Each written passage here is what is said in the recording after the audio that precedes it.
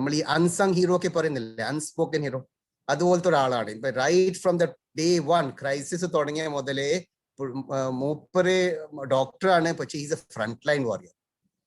ഞാനൊക്കെ ഇങ്ങനെ ഫോൺ എടുത്തിട്ട് കോർഡിനേറ്റ് ചെയ്യും, സംസാരിക്കും. പുള്ളി അങ്ങനെയല്ല, പുള്ളി നേരിട്ട് പോകും, നേരിട്ട് പോയി പേഷ്യന്റിനെ കാണാം, നേരിട്ട് വീടുകളിൽ പോവാം. എനിക്കൊക്കെ ഇങ്ങനെ പല കോൺടാക്ട്സിൽ ഞാൻ അങ്ങോട്ടും ഇങ്ങോട്ടും വിളിച്ചിട്ട് ഒരു കോർഡിനേറ്റ് ചെയ്ത് കൊടുക്കും. അതൊരു ഒരു എന്താ പറയാ, ഒരു യോദ്ധാവ് എന്ന് പറയുന്നില്ല, real this thing, that is Yasir. He is a specialist, mashallah. He is a pulmonologist, a specialist in chest medicine, and a specialist working at the Kuwait Cancer Center. But during COVID time, he was working in the COVID ward. He was handling the patients. And more important than that is, Dr. Yasir coordinative ആയിരുന്നു. എവിടെ ഏത് patient എങ്ങനെയാണ് എന്നിട്ട് ഈ വിവരങ്ങൾ നമ്മളെ patient റിലേറ്റീവ്സിനെയും ഫ്രണ്ട്സിനൊക്കെ അറിയിക്കുമായിരുന്നു. വലിയൊരു psychologically it's a very big relief. Doctor യാസിറിന് ഹെഡ് ചെയ്യുന്ന ഒരു ചെറിയൊരു IDF ഒരു ഭാഗമുണ്ട്, ഞങ്ങളായിട്ട് ഇങ്ങനെ കോർഡിനേറ്റ് ചെയ്യുന്നത്. കൂടാതെ മൂപ്പര് ഞാൻ നേരത്തെ പറഞ്ഞ Kuwait Kerala Islamic centre help ഡെസ്കിൽ മൂപ്പര് ഹെഡ് ചെയ്യുന്ന ഒരു വിഭാഗമുണ്ട്. They use to reach out medicines, chronic patients. അപ്പം ഈ ഡയബറ്റീസ്, ഹൈപ്പർ ടെൻഷൻ ഒക്കെ ഉള്ള ആൾക്കാർ നാട്ടിൽ നിന്നാണ് മരുന്ന് കൊണ്ടുവരുന്നത്. എയർപോർട്ടൊക്കെ ക്ലോസ് ചെയ്തു, ഫ്ലൈറ്റ്സ് വരുന്നില്ല, മരുന്ന് കിട്ടാൻ ബുദ്ധിമുട്ടി. ഇവിടുന്ന് അതിന് ഈക്വലന്റ് മെഡിസിൻ എന്താണെന്ന് അറിയുന്നില്ല. പിന്നെ ഇവിടെ ഫാർമസിയിൽ നിന്ന് പോയി മേടിക്കുന്ന അതിന്റെ കോസ്റ്റ് ഒക്കെ വളരെ കൂടുതലാണ്. So these to get even doctors forum, in doctors forum also help his small group, but they are still continuing. ഇപ്പോഴും during this, because now also things have not, we are still in phase 4. നമ്മൾ phase 5 നോർമൽസിയിൽ എത്തിയിട്ടില്ല. So still there are people, lot of people, initially there was fear, then there was food problem. ആദ്യം food ഒക്കെ ഇരുന്ന problem, ഇപ്പൊ അതല്ല problem. There are other issues. People are losing their jobs. ആൾക്കാരെ ശമ്പളം ഇല്ല കയ്യില്, സ്കൂളിൽ പോകുന്ന കുട്ടികളെ അവർക്ക് ഫീസ് എടുക്കാൻ പറ്റുന്നില്ല. അങ്ങനത്തെ പല പ്രശ്നങ്ങളുണ്ട്. ഇതൊക്കെ എന്റെ ശ്രദ്ധയിൽ, because I M the president, എന്റെ ശ്രദ്ധയിൽ വരാറുണ്ട്. We as Indian Doctors Forum try to help out. There is another forum called the Kuwait Engineers Forum. Again, they do fantabulous work. We try to coordinate with them and help out in paying the fees and other things. So what I realize is Indians, forget Hindus, Christians, Muslims, forget that.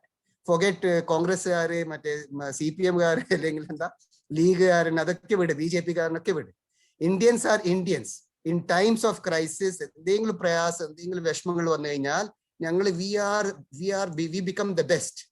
We come together and we fight the adversity. So with these very few words, wishing Mr. George and his organization the very best, and thank you for having invited me over here. And believe me, you have one of our best finest speakers from the Indian Doctors Forum, Dr. Yasir, to be to guide you and let you know all that you would be interested to know about COVID. Thank you for having invited me, and all the very best. Thank you very much, Dr. Amir. Thank you very much. ഞാൻ doctor ആമർ പറഞ്ഞത് പെട്ടെന്ന് ഒന്ന് മലയാളത്തിൽ പറയാൻ കാരണം പലരും അത് ചോദിച്ചതുകൊണ്ട്. 2004 രൂപീകൃതമായതാണ് Indian doctors forum. Community വെൽഫെയറിനായിട്ട് ആണ് മുഖ്യമായിട്ടുള്ള ഗോൾ. അവരുടെ ലക്ഷ്യം മുഴുവൻ അതാണ്. ഏകദേശം 500 അംഗങ്ങളുള്ള ഡോക്ടേഴ്സ് ഉള്ള ഒരു പ്രസ്ഥാനമാണ് അത്. ആരോഗ്യ മന്ത്രാലയത്തിലും അല്ലാതെ സ്വകാര്യ മേഖലകളിലും ഒക്കെ പ്രവർത്തിക്കുന്ന ഡോക്ടേഴ്സ് അതിലുണ്ട്. മുഖ്യമായിട്ടും അവർക്കുള്ളത് ഫ്രീ മെഡിക്കൽ ക്യാമ്പുകൾ, പ്രത്യേകിച്ച് സ്കൂളുകളിൽ എടുത്തിട്ട് അവിടെ ഏകദേശം 800 തൊട്ട് 1000 രോഗികളെ വരെ പല 50 ഡോക്ടേഴ്സ് ഓരോ ഡിപ്പാർട്ട്മെന്റിലും ഉള്ളവരെ അവരെ ചെക്ക് ചെയ്യും. അതിൻ്റെ അകത്ത് ബ്ലഡ് ടെസ്റ്റും അതുപോലെ എല്ലാവിധ ടെസ്റ്റുകളും, ഒരു ഫുൾ ഹോസ്പിറ്റലാണ് അവിടെ ഓപ്പറേറ്റ് ചെയ്യുന്നത്. അപ്രകാരം ചെയ്യുന്ന ഒരു പ്രത്യേക ഗുണവിശേഷമാണ് ഇന്ത്യൻ ഡോക്ടേഴ്സ് ഫോറത്തിന്റെ മെയിൻ ആക്ടിവിറ്റി. രണ്ടാമത് മീറ്റ് ദ സ്പെഷ്യലിസ്റ്റ്, അതായത് ഓരോ ഡിപ്പാർട്ട്മെന്റിന്റെ സ്പെഷ്യലിസ്റ്റുകൾ അവർ ഇറങ്ങിച്ചെന്ന് ആൾക്കാരിലേക്ക് ചെന്ന് ബോധവൽക്കരണം നടത്തുകയും അവരോട് ഇടപെടുകയും സംസാരിക്കുകയും അവരുടെ സംശയങ്ങൾ നേരിട്ട് ദൂരീകരിക്കുകയോ ഒക്കെ ചെയ്യുന്ന ഒരു സംഗതി. അതുപോലെ ഹെൽത്ത് ഗൈഡ്സ് എന്ന് പറഞ്ഞുള്ള ഒരു വാരിക മാതിരി അവർ ഇറക്കുന്നുണ്ട്. 16ാമത്തെ വോളിയം കോവിഡിനെ സംബന്ധിച്ചുള്ളത് താമസിയാതെ ഇറങ്ങുന്നു. ഇത്രയും സംഗതികൾ അവർ ചെയ്യുന്ന പല കാര്യങ്ങളിൽ ഒന്നാണ്. അതുപോലെ സ്കൂളുകളിൽ പോയി അവിടെ ഹെൽത്ത് പ്രോഗ്രാം കുഞ്ഞുങ്ങളുടെ ഇടയിൽ, പ്രത്യേകിച്ച് നമുക്കറിയാമല്ലോ ഇപ്പോൾ സംഭവിക്കുന്ന എങ്ങനെയാണെന്ന് ചോദിച്ചാൽ ഓരോരുത്തർക്കും പല പ്രശ്നങ്ങളുണ്ട്. പിള്ളേരൊക്കെ സിഗരറ്റും അതുപോലെ മറ്റു കാര്യങ്ങളിലൊക്കെ അഡിക്റ്റ് ആകുമ്പോൾ അവർക്ക് വേണ്ടുന്ന എല്ലാ ഇതും കൊടുക്കുന്നു, ഗൈഡൻസ് കൊടുക്കുന്നു. ഇന്റർ സ്കൂൾ ഹെൽത്ത് ക്വിസ്, സ്കൂളുകൾ തമ്മിലുള്ള അവരെ സെലക്ട് ചെയ്ത് ഹെൽത്ത് പ്രോഗ്രാമിന്റെ ആരോഗ്യ സംബന്ധമായിട്ടുള്ള ചോദ്യാവലികൾ ചോദിക്കുകയും അതിന് ഉള്ള പ്രോഗ്രാംസ് നടത്തുകയും ചെയ്യുന്നു. ഡോക്ടർ യാസിറിനെ പറ്റി മലയാളത്തിൽ തന്നെയാണ് ഡോക്ടർ ആമിർ പറഞ്ഞത്, അതുകൊണ്ട് നിങ്ങൾക്ക് വ്യക്തമായി മനസ്സിലായി എന്ന് വിശ്വസിക്കുന്നു. എനിക്ക് യൂസ് ചെയ്ത ഒരു term, and I love that term, ഞാനത് കേട്ടത് ഡോക്ടർ സുമന്ത് മിശ്രയിൽ നിന്ന്. ഇത്രയും നാളും ഫ്രണ്ട് ലൈൻ വർക്കേഴ്സ് എന്നുള്ളൊരു ഇതാ കേട്ടത്. ഞങ്ങൾ മെഡിക്കൽ ക്യാമ്പിന് അവിടെ പോയപ്പം ഞങ്ങളുടെ കൂടെ 2 നഴ്സുമാരുണ്ടായിരുന്നു, സിസ്റ്റർ ഏലിയാമ്മയും അതുപോലെ സിസ്റ്റർ സോണിയയും, അല്ലെങ്കിൽ സിസ്റ്റർ സൂസൻ. അപ്പോ സുമന്ത് മിശ്ര അവരെ മുൻപോട്ട് വിളിച്ചിട്ട് പറഞ്ഞു, come on to the front, we are health front line warriors, അങ്ങനെ പറഞ്ഞു. യെസ്, അത് വളരെ കറക്റ്റ് ആണ്. It is not workers. ഒരു ഒരു ഒരു വോരിയർ പോകുമ്പം മുഖച്ചട്ട അത് ഇതും എല്ലാം ഉണ്ട്. ഒരു മാസ്ക് പോലും പലപ്പോഴും ഇവിടെ ഹോസ്പിറ്റൽസിന് പ്രൊവൈഡ് ചെയ്യാൻ സാധിക്കാത്തപ്പം, PPE കിറ്റ് കൊടുക്കാൻ പറ്റാത്തപ്പം, ഗ്ലൗസ് ഇല്ലാത്തപ്പം, ഇതൊന്നുമില്ലാതെ ചാവറായിട്ട് പോയി ചെയ്യുന്ന പ്രവർത്തനങ്ങളെ ഡോക്ടർമാരോടും നഴ്സുമാരോടും ഞങ്ങൾ അങ്ങേയറ്റം കടപ്പെട്ടിരിക്കുന്നു. ഞങ്ങളുടെ എല്ലാവിധ പ്രാർത്ഥനകളും നിങ്ങളോടുകൂടെ ഉണ്ടാകും. ഡോക്ടർ യാസിർ, ദയവായിട്ട് എനിക്കറിയാം you are ready with all the presentation. Over to doctor Yasir. ഞങ്ങൾ എല്ലാവരും കാത്തിരിക്കുന്നതും അതിനാണല്ലോ. Doctor Aamir, thank you again, once again for your kind words. എല്ലാ ആശംസകൾക്കും വളരെ നന്ദി. ഡോക്ടർ യാസിറിലേക്ക് ആദ്യം പ്രസന്റേഷൻ അവതരിപ്പിച്ചുകൊണ്ട് അദ്ദേഹം തുടങ്ങും. തുടർന്ന് it will be with you doctor Yasir. Please feel free. Thank you. Good evening, everybody. Am I audible clearly? Yes. Yeah, can you see the slides properly? It's okay? Clear or no? Yes, കാണുന്നുണ്ട്. Okay. ആദ്യമായിട്ട് തന്നെ ഇങ്ങനെ ഈ ഒരു ക്രൈസിസിന്റെ സമയത്ത് ഇപ്പോൾ ഏറ്റവും ആവശ്യമുള്ള ഒരു ടോപ്പിക്ക് തിരഞ്ഞെടുത്ത് ഇതിനെ കുറിച്ചിട്ട് ഒരു വെബിനാർ സംഘടിപ്പിച്ച കുവൈത്ത് മലയാളി ഫോറം, അതോ കുവൈത്ത് മലയാളി ഫോറം തന്നെ അല്ലേ, കുവൈത്ത് മലയാളി ഫോറത്തിനെ അഭിനന്ദിക്കുകയാണ്.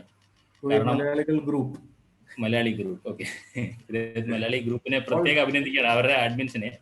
കാരണം കുറെ ഓർഗനൈസേഷൻസ് ചെയ്തിട്ടുണ്ട്, ചെറിയ ഗ്രൂപ്പായിട്ടാണ് അവർ. ബേസിക്കലി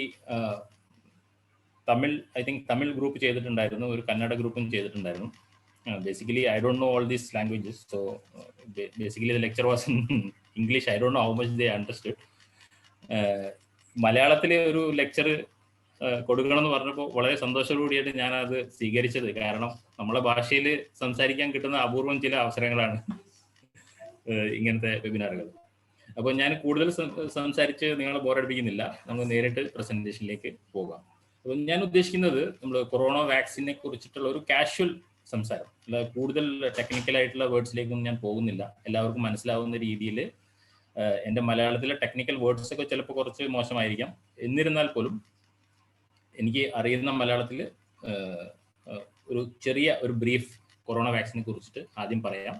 അതിനുശേഷം എന്തെങ്കിലും സംശയം ഉണ്ടെങ്കിൽ എല്ലാവരും നോട്ട് ചെയ്ത് വെക്കണം. അതിനുശേഷം നമ്മൾ സ്ലൈഡ് പ്രസന്റേഷന് ശേഷം ക്വസ്റ്റ്യൻ ആൻസർ സെക്ഷനിൽ എന്നോട് നേരിട്ട് ചോദിക്കാം.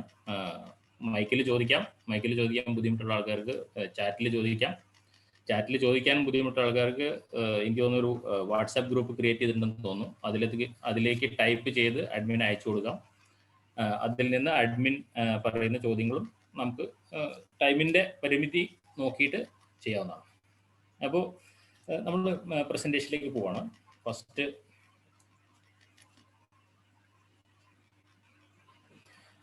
നമ്മളൊരു ഏതൊരു പാൻഡമിക്കിനെ നമ്മൾ നേരിടണമെന്നുണ്ടെങ്കിൽ കുറച്ച് കാര്യങ്ങൾ നമ്മൾ സജ്ജീകരിക്കണം. അപ്പോൾ ഒരു പാൻഡമിക് എന്ന് പറഞ്ഞ ഒരു യുദ്ധസന്നാഹമായ ഒരു സിറ്റുവേഷനാണ്. അപ്പോൾ ഒരു യുദ്ധത്തെ നമ്മൾ എങ്ങനെ നേരിടണം, അതിന് കുറേ പ്ലാനിങ് ഉണ്ടാവുമല്ലോ. അതുപോലുള്ള ഒരു പ്ലാനിങ് ആണ് നമ്മൾ ഈ പാൻഡമിക് നമ്മൾ എടുക്കുന്നത്. അപ്പോൾ ഈ ഒരു കൺസെപ്റ്റ് മനസ്സിലാവാതെ നമ്മൾ എന്തിനാണ് നമ്മൾ ഇമ്മ്യൂണൈസേഷനിലേക്ക് പോകുന്നത് എന്ന് നമുക്ക് മനസ്സിലാവില്ല. ഈ പിക്ചർ എല്ലാവരും ക്ലിയർ ആണല്ലോ അല്ലേ? പിക്ചർ കാണുന്നുണ്ടല്ലോ അല്ലേ?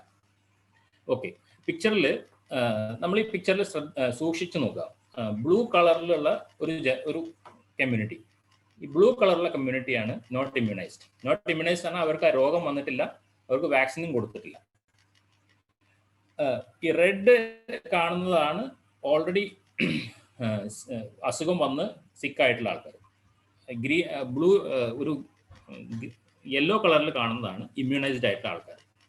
അപ്പോൾ ഒരു പാൻഡമിക്കിന്റെ തുടക്കത്തിൽ ഞാൻ കഴ്സർ വെക്കുന്ന ഈ ഫസ്റ്റ് പിക്ചറിലെ ഒരു സിറ്റുവേഷനാണ് നമ്മൾ ഫേസ് ചെയ്യുക. ഇതിനകത്ത് അൺഇമ്മ്യൂണൈസ്ഡ് ആയിട്ടുള്ള കുറേ, നമ്മളെ കമ്മ്യൂണിറ്റിയിൽ അൺഇമ്മ്യൂണൈസ്ഡ് ആയിട്ടുള്ള കുറേ ആൾക്കാരുണ്ടാവും. അതിൽ 1-2 പേഷ്യൻസ് ഉണ്ടാവും.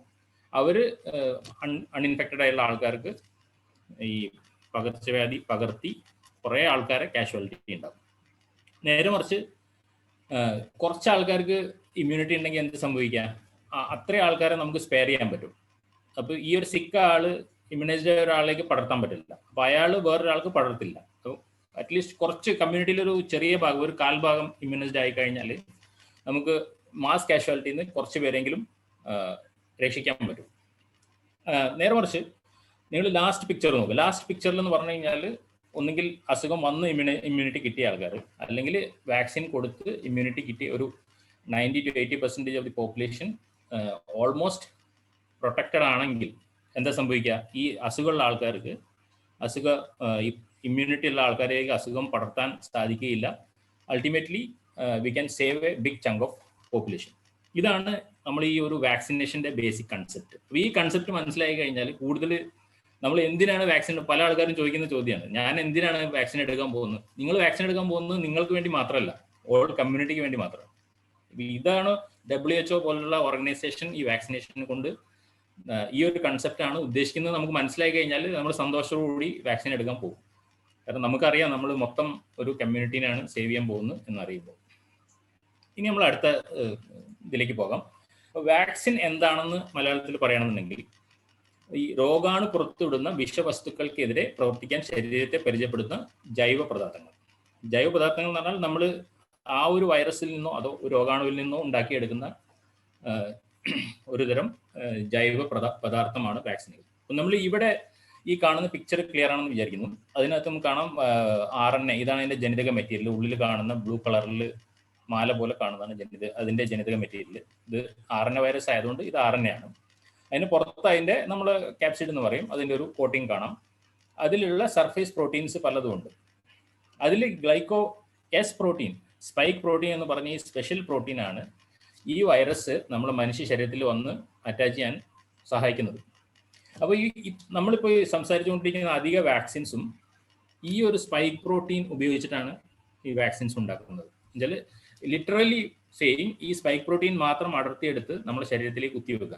അത് പല രീതിയിൽ ചെയ്യുന്നുണ്ട്. പ്രോട്ടീൻ മാത്രമായിട്ട് കുത്തിവെക്കുന്നുണ്ട്, ഈ സ്പൈക്ക് പ്രോട്ടീൻ മാത്രം പ്രൊഡ്യൂസ് ചെയ്യുന്ന ജനിതക മെറ്റീരിയൽ കുത്തിവെക്കുന്നുണ്ട്, അതുപോലെ ആന്റിബോഡി പ്രൊഡ്യൂസ് ചെയ്ത് അത് കുത്തിവെക്കുന്നുണ്ട്. പല രൂപത്തിലാണ് വാക്സിനേഷൻ കൊടുത്തുകൊണ്ടിരിക്കുന്നത്. അപ്പോൾ അതിൻ്റെ ഡീറ്റെയിൽസിലേക്ക് നമ്മൾ അടുത്ത സ്ലൈഡിൽ പോകും. അപ്പോൾ ഇതാണ് ബേസിക് കൺസെപ്റ്റ് വാക്സിൻ എന്നുകൊണ്ട് നമ്മൾ ഉദ്ദേശിക്കുന്നത്.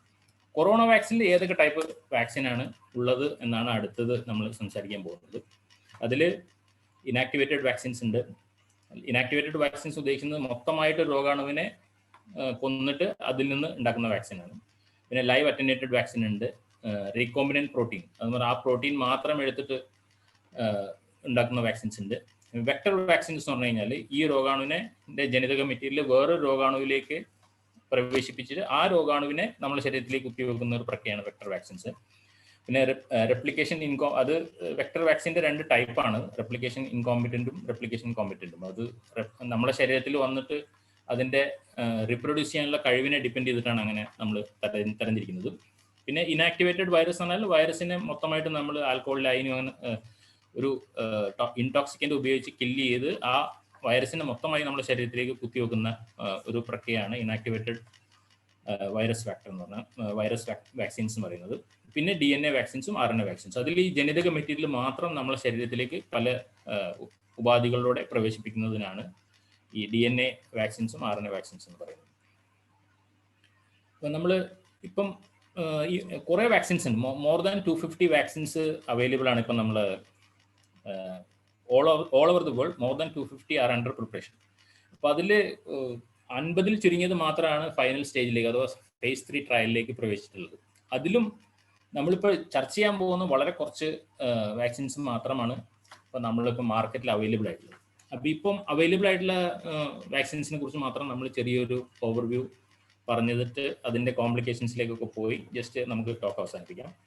അപ്പോൾ ഇപ്പോഴത്തെ ഈ ഒരു സാഹചര്യത്തിൽ നമുക്ക് അവൈലബിൾ ആയിട്ടുള്ള വാക്സിൻസ് ആണ് ഫൈസർ ബയോടെക് വാക്സിൻ എന്ന് പറഞ്ഞതൊന്ന്. ഇതൊരു RNA ജനിതക മെറ്റീരിയൽ ഉപയോഗിച്ചുള്ള വാക്സിനാണ്. അതുപോലെ തന്നെ മോഡേണ വാക്സിനും അതും mRNA വാക്സിനാണ്. ഈ പിന്നെയുള്ള നോവാക്സ് ഇവിടെ അത്ര ഫേമസ് അല്ല. നോവാക്സ് ആരും കേട്ടിട്ടുണ്ടാവില്ല. അതൊരു പ്രോട്ടീൻ റീകോമ്പിനന്റ് വാക്സിനാണ്. പിന്നെ നമ്മൾ എല്ലാവർക്കും സുപരിചിതമായി ഓക്സ്ഫോർഡ് ആസ്ട്രസെനിക്ക വാക്സിൻ.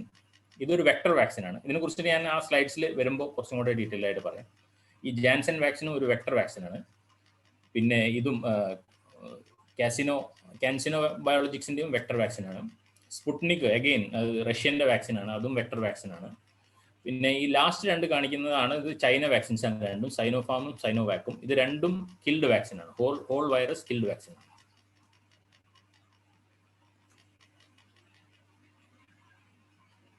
അപ്പോൾ നമ്മൾ ഫൈസർ നമ്മളിപ്പോൾ കുവൈത്തിൽ ഇത്ര നാളെ കൊടുത്തുകൊണ്ടിരുന്നത് നമ്മളൊക്കെ എടുത്തിട്ടുള്ള വാക്സിനാണ് ഈ ഫൈസർ ബയോടെക്.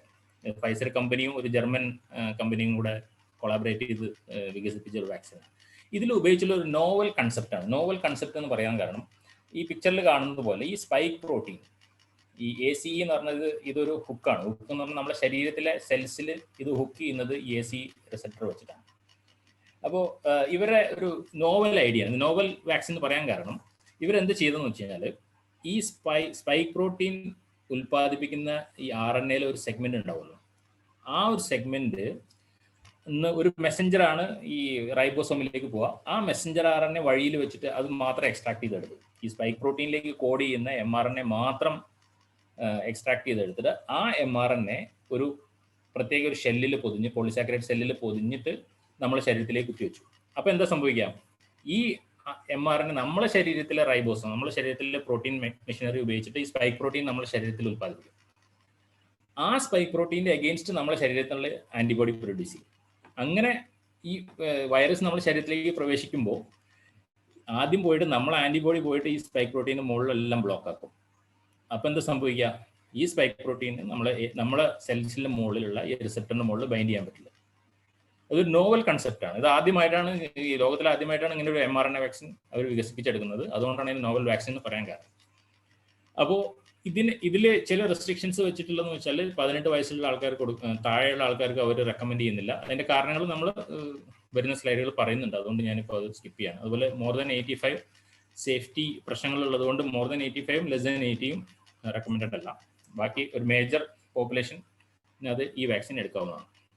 ഇതിന് അവർ അവകാശപ്പെടുന്നത് 2 ഡോസ് എടുത്തു കഴിഞ്ഞാൽ 95% എഫിഷ്യൻസിയാണ് പറയുന്നത്. രണ്ടും നമ്മൾ കുത്തിവെച്ചിട്ടാണ്, മസിലിൽ കുത്തിവെച്ചിട്ട്, കയ്യിൽ കുത്തിവെച്ചിട്ടാണ് എടുക്കുന്നത്. 21 ദിവസത്തെ ഗ്യാപ്പാണ് അവർ സജസ്റ്റ് ചെയ്യുന്നത് ഈ 2 ഡോസിൻ്റെ ഇടയിൽ.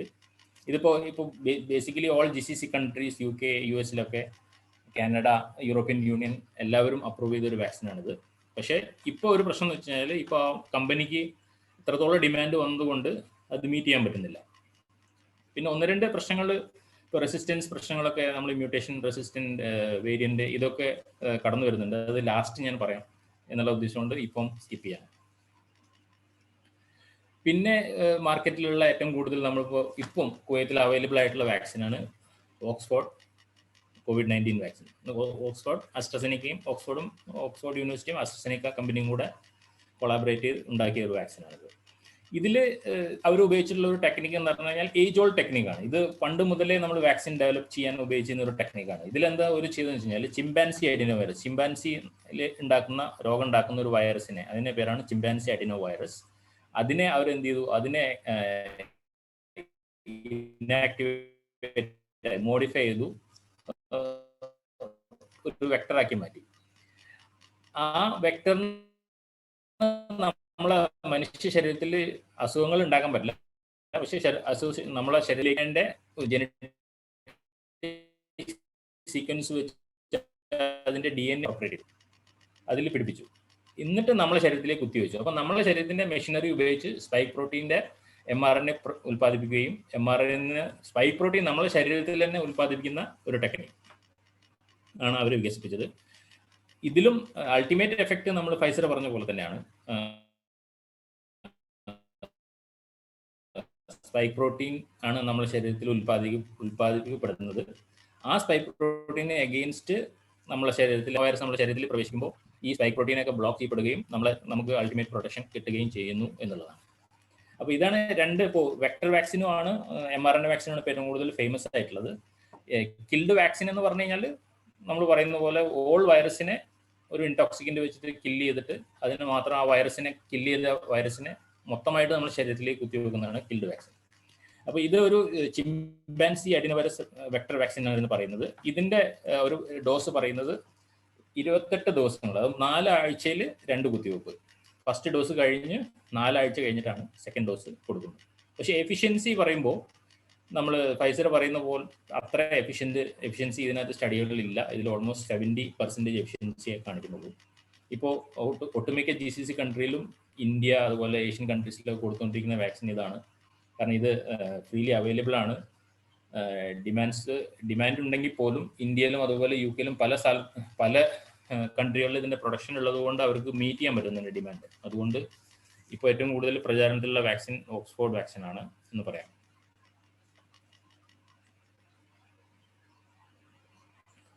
സ്പുട്നിക് നമ്മൾ കേട്ടിട്ടുണ്ടാവും. ഇത് റഷ്യ ഡെവലപ്പ് ചെയ്ത വാക്സിൻ തന്നെ. ഇതിന്റെ കൺസെപ്റ്റ് സെയിം ആസ് നമ്മുടെ ഓക്സ്ഫോർഡ് ആസ്ട്രസെനിക്ക വാക്സിൻ ഉപയോഗിക്കുന്ന സെയിം കൺസെപ്റ്റാണ്.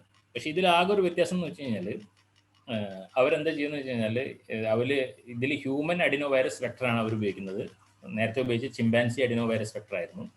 ആ ഒരു ഡിഫറൻസ് മാത്രമേ ഉള്ളൂ. അതുപോലെ വേറൊരു ഡിഫറൻസ് കൂടെ എന്ന് വെച്ച് കഴിഞ്ഞാൽ ഫസ്റ്റ് ഡോസിൽ ഉപയോഗിക്കുന്ന വെക്ടർ അല്ല അവർ സെക്കൻഡ് ഡോസിൽ ഉപയോഗിക്കുന്നു എന്നുള്ള ഒരു വ്യത്യാസം കൂടെ ഇതിനകത്തുണ്ട്. അത് ഒഴിച്ചു കഴിഞ്ഞാൽ ഇത് അതുകൊണ്ട് ഒരു അഡ്വാൻറ്റേജ് എന്ന് വെച്ചാൽ എഫിഷ്യൻസി അതിനേക്കാളും കൂടുതലാണ്. 91% ആണ്. നമ്മൾ ആസ്ട്രസെനിക്ക വാക്സിനേക്കാളും efficiency wise this is 91%. So Sputnik ആ ഒരു കാര്യത്തിൽ ആസ്ട്രസെനിക്കനേക്കാളും മികച്ചു നിൽക്കുന്നു. ഇതും 2 ഡോസാണ് എടുക്കുന്നത്. 28 ദിവസം ഗ്യാപ്പിലാണ് എടുക്കേണ്ടത്. അത് 4 ആഴ്ച ഗ്യാപ്പ് വിടണം 2 ഡോസിൻ്റെ ഇടയ്ക്ക്. ഇതിന്റെ അഡ്വാൻറ്റേജ് എന്ന് വെച്ച് കഴിഞ്ഞാൽ ഇത് ലോവർ ടെമ്പറേച്ചറിൽ സ്റ്റോർ ചെയ്യാം എന്നുള്ളതാണ്. അത് ആസ്ട്രസെനിക്ക വാക്സിൻ നമുക്ക് ലോവർ ടെമ്പറേച്ചറിൽ സ്റ്റോർ ചെയ്യാം എന്നുള്ളൊരു അഡ്വാൻറ്റേജ് ഉണ്ട്. പിന്നെ നമ്മൾ സത്യം പറഞ്ഞാൽ കുറെ പഴി കേട്ടൊരു വാക്സിനാണ് ഭാരത് ബയോടെക് വാക്സിൻ എന്ന് പറയുന്നത്. ഇത് അവർ പഴി പറയാൻ മാത്രം അവർ തെറ്റൊന്നും ചെയ്തിട്ടില്ല. അവർ ചെയ്തൊരു നോവൽ കൺസെപ്റ്റ് തന്നെയാണ് അവർ ചെയ്തിട്ടുള്ളത്.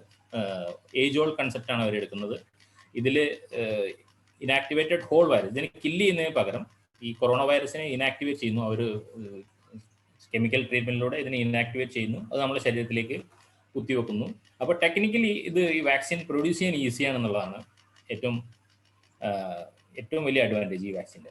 അതുപോലെ ഇതിൻ്റെ സ്റ്റോറേജ് കണ്ടീഷൻസ് ഒക്കെ കുറച്ചും കൂടെ ലോ ടെമ്പറേച്ചറിൽ കുറച്ചും കൂടെ കമ്പാറ്റബിൾ ആയ ടെമ്പറേച്ചറിൽ സ്റ്റോർ ചെയ്യാം.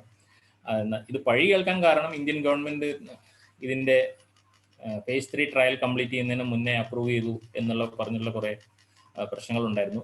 പക്ഷേ എനിക്ക് തോന്നുന്നു phase 3 ട്രയൽ ഇപ്പോഴും കംപ്ലീറ്റ് ആയിട്ടില്ല. കംപ്ലീറ്റ് ആയതിനു ശേഷമേ കംപ്ലീറ്റ് ആയിട്ട് നമുക്ക് ഒരു വാക്സിൻ്റെ എഫിഷ്യൻസിനെ കുറിച്ചിട്ട് പറയാൻ പറ്റും. അതുകൊണ്ട് എഫിഷ്യൻസി എത്രയാണെന്ന് നമുക്ക് ഇപ്പം പറയാൻ പറ്റില്ല. ട്രയലിൻ്റെ റിസൾട്ട്സ് വന്നതിന് ശേഷം മാത്രമേ നമുക്ക് അതിനെക്കുറിച്ച് പറയാൻ പറ്റൂ.